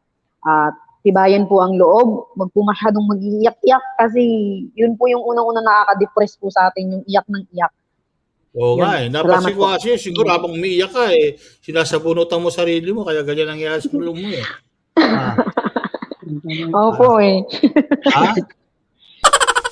Opo Opo. Anyway, sige. Meron ka pang sasabihin na kapatid na Rosilda? Wala na po. Okay. So yung sumunod na pumasok naman, si Ann. Ano naman ang final words mo sa ating mga at payo sa ating mga para hindi nila sapitin yung matinding kamukha ano sinapit mo? Yun din nga po. Na para hindi habutin yung bra at saka panty mo itapon sa bintana. Opo. Yun din po, wag pong matakot kung tayo po ay nasa tama. At yun nga, basahin po natin yung mga rights natin bilang OFW dito sa Hong Kong para hindi po tayo mapaglamangan ng ating mga employers. Baka naman lahat ng employer mo na maging Batman, ilagay yung bramot sa mukha dito. Ha? Kaya niya kinuha yung bra at panty mo. Ha? Tapos ayaw mo pumayag, kaya tinapon. Gagawin po yata yung face mask. Ayun! Ang galing talaga ni Rosilda. Baka nga naman gusto niyang gawing face mask yung bra mo. Yun. Okay. Tapos po, huwag pong mataranta kung tumawag man o kung pag tumawag man yung amo mo ng pulis, huwag po kayong mataranta. Sana yung isip natin, kailangan nasa tama lagi. At huwag tayong matakot talaga. Yun talaga, sir. Presence of mind, ika nga dapat. Yes, presence of mind. Yes, yan po. Huwag ka basta matatakot dahil talagang tatakutin ka ng mga yan Opo. Kasi pinagbintangan niya po kasi ako, sir, na sinaktan ko siya, which is hindi ko naman po ginawa. Oo nga Sa liit ni Ann ngayon. Ganon. Sana tinaganan mo na lang, Ako pag dinaganan ko yung alam mo, may amo ko, tataganan ko na lang. Hindi ko na yun sasampalin pa ako nun eh. Dadaganan ko na lang yan, di siya makahinga. 200 pounds ba naman ako? O 110 kilos. Eh, sir, ang liit-liit ko, sir. Tangkad-tangkad niya. Ganun ba? Ganun. Wag na. Baka ikaw pa itapon palabas. Kaya nga, sir, buti panty lang tinapon, hindi ako. Hindi, iniisip naman, baka naman kasi nabahuan sa panty mo, kaya tinapon. Hindi, nagandahan siguro, sir. Para ba naamoy yan? Teka, parang may amoy bagoong dito. Bagoong. Anyway, pasensya na napapatalawa. Pinasasaya ko lang kayo para hindi alam kong mabigat ang inyong pinagdaanan, pero alam nyo, pinasasaya ko lang kayo para hindi kayo masyadong kwan. Ikaw naman, how about you? Your final words, ano pangalan mo? Hindi ko na mabasa eh. Didi. Didi, anong final words mo sa ating mga kababayan? At saka yung payo mo para hindi nila daanan yung pinagdaanan mong hirap. Diyos ko, mahabagin, 5 taon sa ibabaw ng bubong. Tapos 3 floors pa yung bahay nyo. Nakampusa. Ano yan? Ano yan Parang birdhouse yan Kulang na lang, lagyan ka ng yung tinutukamot yung umaga. Anyway, please, your final words and payo mo sa mga ating mga manonood at kapitbahay natin, OFWs. Ayun po yung may papayo po natin ng ganun din po yung mga naunang nagsabi doon na wag lumaban ng kaagad-agad i-report kung ano man ang nararapat sa kanila, kasi kung ganun tapos pagkalipas ng ilang taon tapos iniisip pala napagod ka na tapos nangyari ng lahat, tapos ganun yun na hindi natin ipinaglaban. Ayun na po yung darating na dapat ipaglaban, at saka ayun, palakasin ang loob. Mga ganun. Oo nga. Sobra naman yan. Kahit naman ako, nalulungkot ako sa sinapit ninyo. Alam mo, believe it or not, nagpapatawa lang tayo, pero nalulungkot ako at medyo deep inside me, lumuluha ang kalooban ko. Dahil para bang nakarating na tayo kung saan. Ang dami na nating mga Pilipinong kung saan na nakakaabot. Yung iba nga, ginegera pa yung pinupuntahan, tulad ng Sudan, na Russia at na Ukraine. Tapos, ganitong ginagawa pa wala namang kagera-gera, wala namang problema, gumagawa ng problema. Nasira yung plancha, nabasag yung takip ng inidoro, tapos yung sa'yo nakipag-usap lang. Parang ang labo. Tapos, pinatira ka pa sa ibabaw ng bubong. Tapos 3-story. Ako natira ako sa 3-story na bahay hindi biro Nakakalula kasi ang kwarto namin mga lalaki sa 3rd floor Nakakalula pag nasa azotea kami sa balcony. Tapos ikaw doon pa sa bubong nakatira. Hello. Sa bubong, pang-4 na palapag po yun. Kaya nga 4th floor ka ngayon, bali. Talagang birdhouse. Opo. Paggabi talaga, madaming ibon doon sa kapitbahay namin. May video po akong, yung may nangingitlog na ibon doon sa beside ng CR. Kaya doon may binidyo ko na nangingitlog. So the birds are giving you free eggs? And then your employer is still checking the eggs in the kitchen when they come home? 2 chicks. 2 eggs. 2 eggs? Maybe that's someone else's eggs. Tapos pag lumaki na, yung malaki na yung ibon, na yung malaki yung boses. Ganun po. Hindi uwak yun. Kaya nung nakaraan may kasama akong ibon nangitlog sa bubong. Ganun. Okay. Buti na nagkaroon ka pa ng pet, Hello, Didi. I wonder if you can find out if the new helper who's already working there is also having the same problem of the eggs being counted.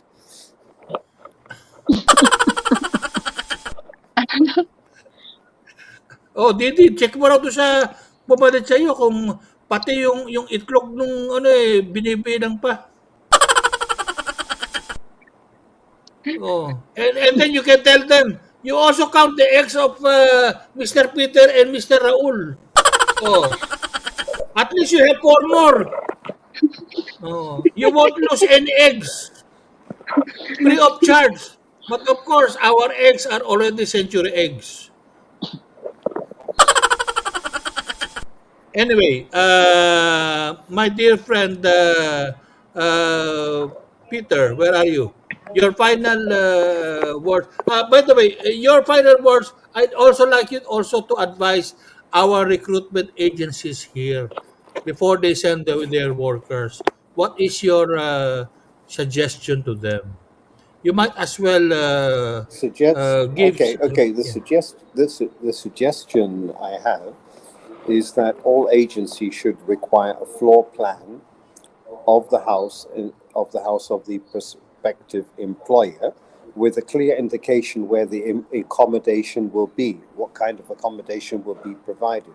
That can be provided by a photograph or a video through the internet. So there is no excuse.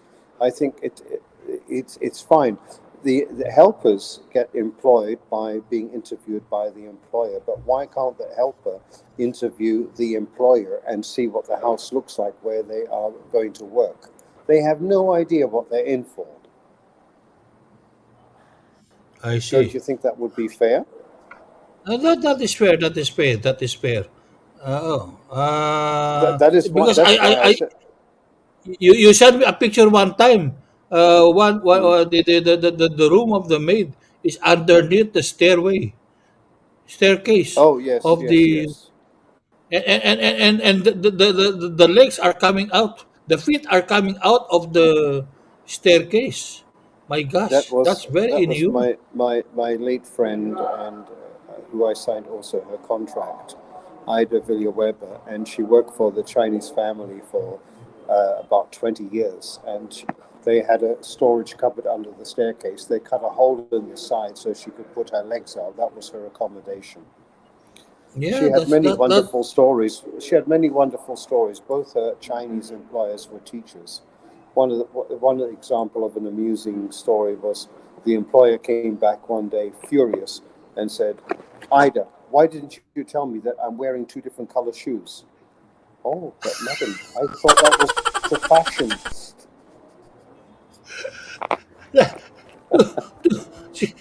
She went out and came back with different colored shoes. Yes.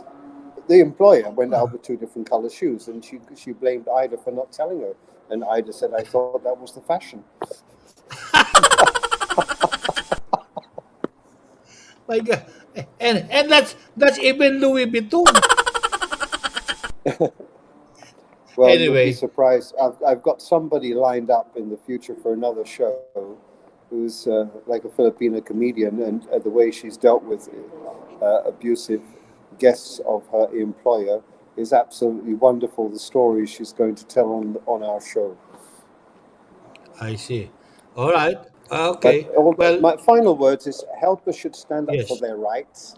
They should Yes. record by WhatsApp any evidence possible, send it to a relative or email it to yourself so it's not on your phone in case your employer takes your phone and deletes all the data.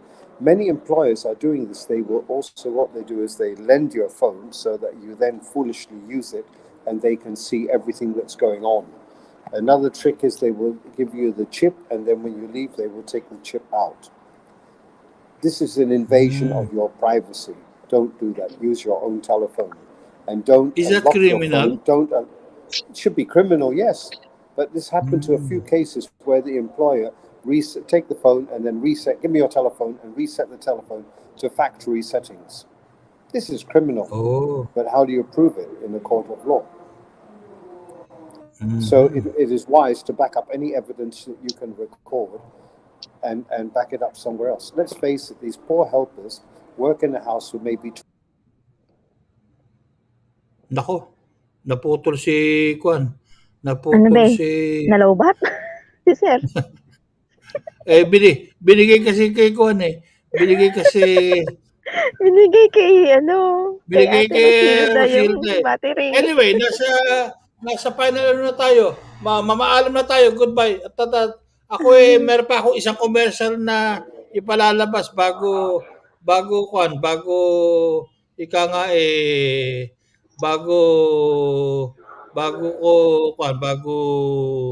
bago ko isara ang aking programa, meron pa tayo isang commercial na ilalabas. Anyway, that being said, sana mamaalam na tayo. Maraming salamat sa inyong tatlo. Ha? Sabi mo na Maraming salamat din po. Thank you very much. Thank you din. Ako mag-goodbye na. Thank you very much. Rosilda. Maraming salamat, guys. Didi. Thank you. Salamat po. Bye-bye po. Bye-bye. Salamat po. Bye-bye. Bye-bye po. Ate. Thank you po. Bye-bye. Bye-bye. Thank you po, sir. Bye-bye. Thank you, sir. Bye-bye po. Thank you, Sir Peter. Okay. Ano nangyari dito?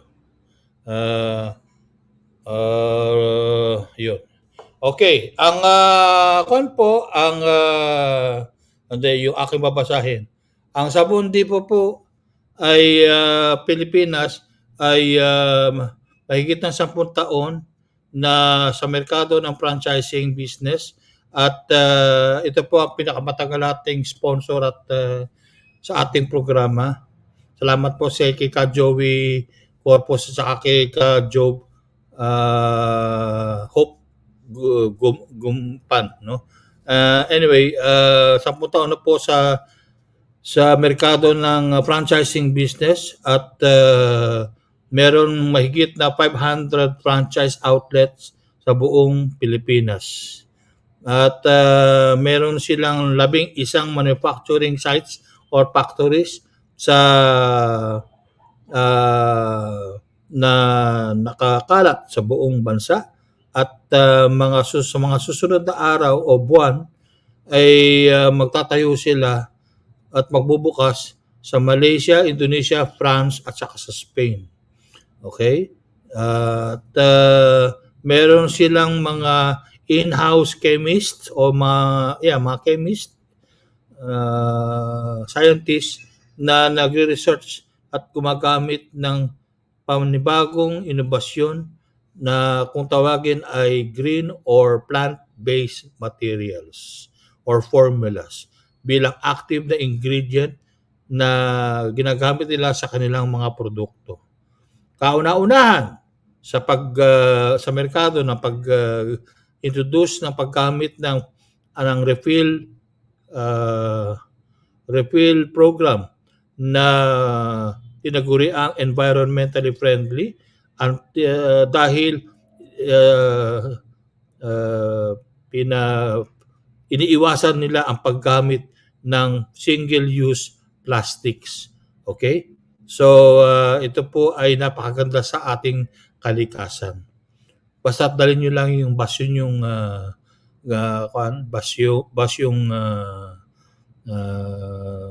lalagyan at ang babayaran nyo lang yung kinuha ninyong, binili ninyong laman at dahil dala-dala nyo na nga yung basyo.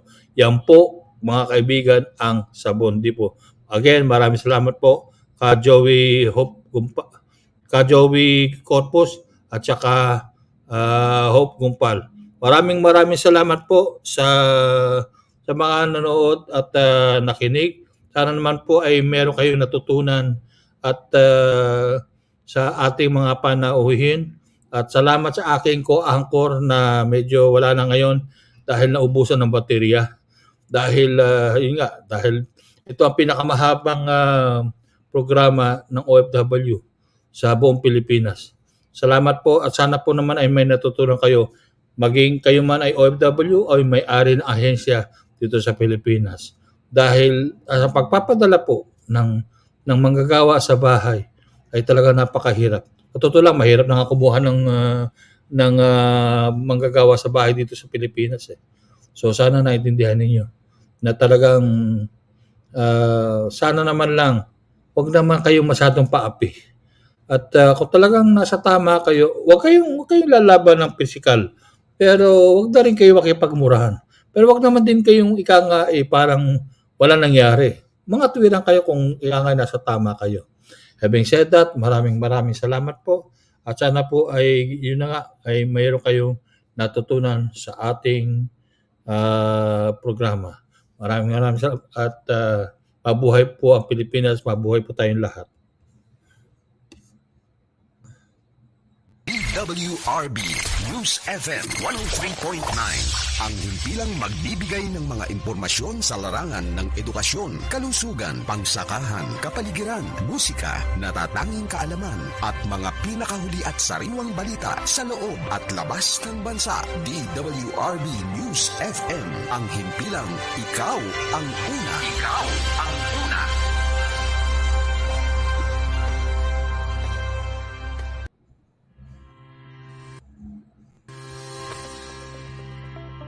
Bahay OFW, ang programang magkakaloob sa inyo ng mga kaganapan sa kalagayan ng mga Overseas Filipino Workers sa buong daigdig.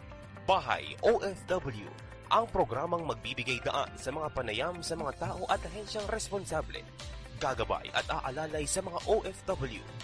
Bahay OFW, ang programang mag-uugnay sa mga tao at ahensyang tutugon sa kanilang mga kahilingan at hinaingin para sa kanilang kabutihan at kapakanan. At ngayon, pakinggan at tunghayan natin ang inyong kasangga, si June De Vera, sa programang Bahay OFW.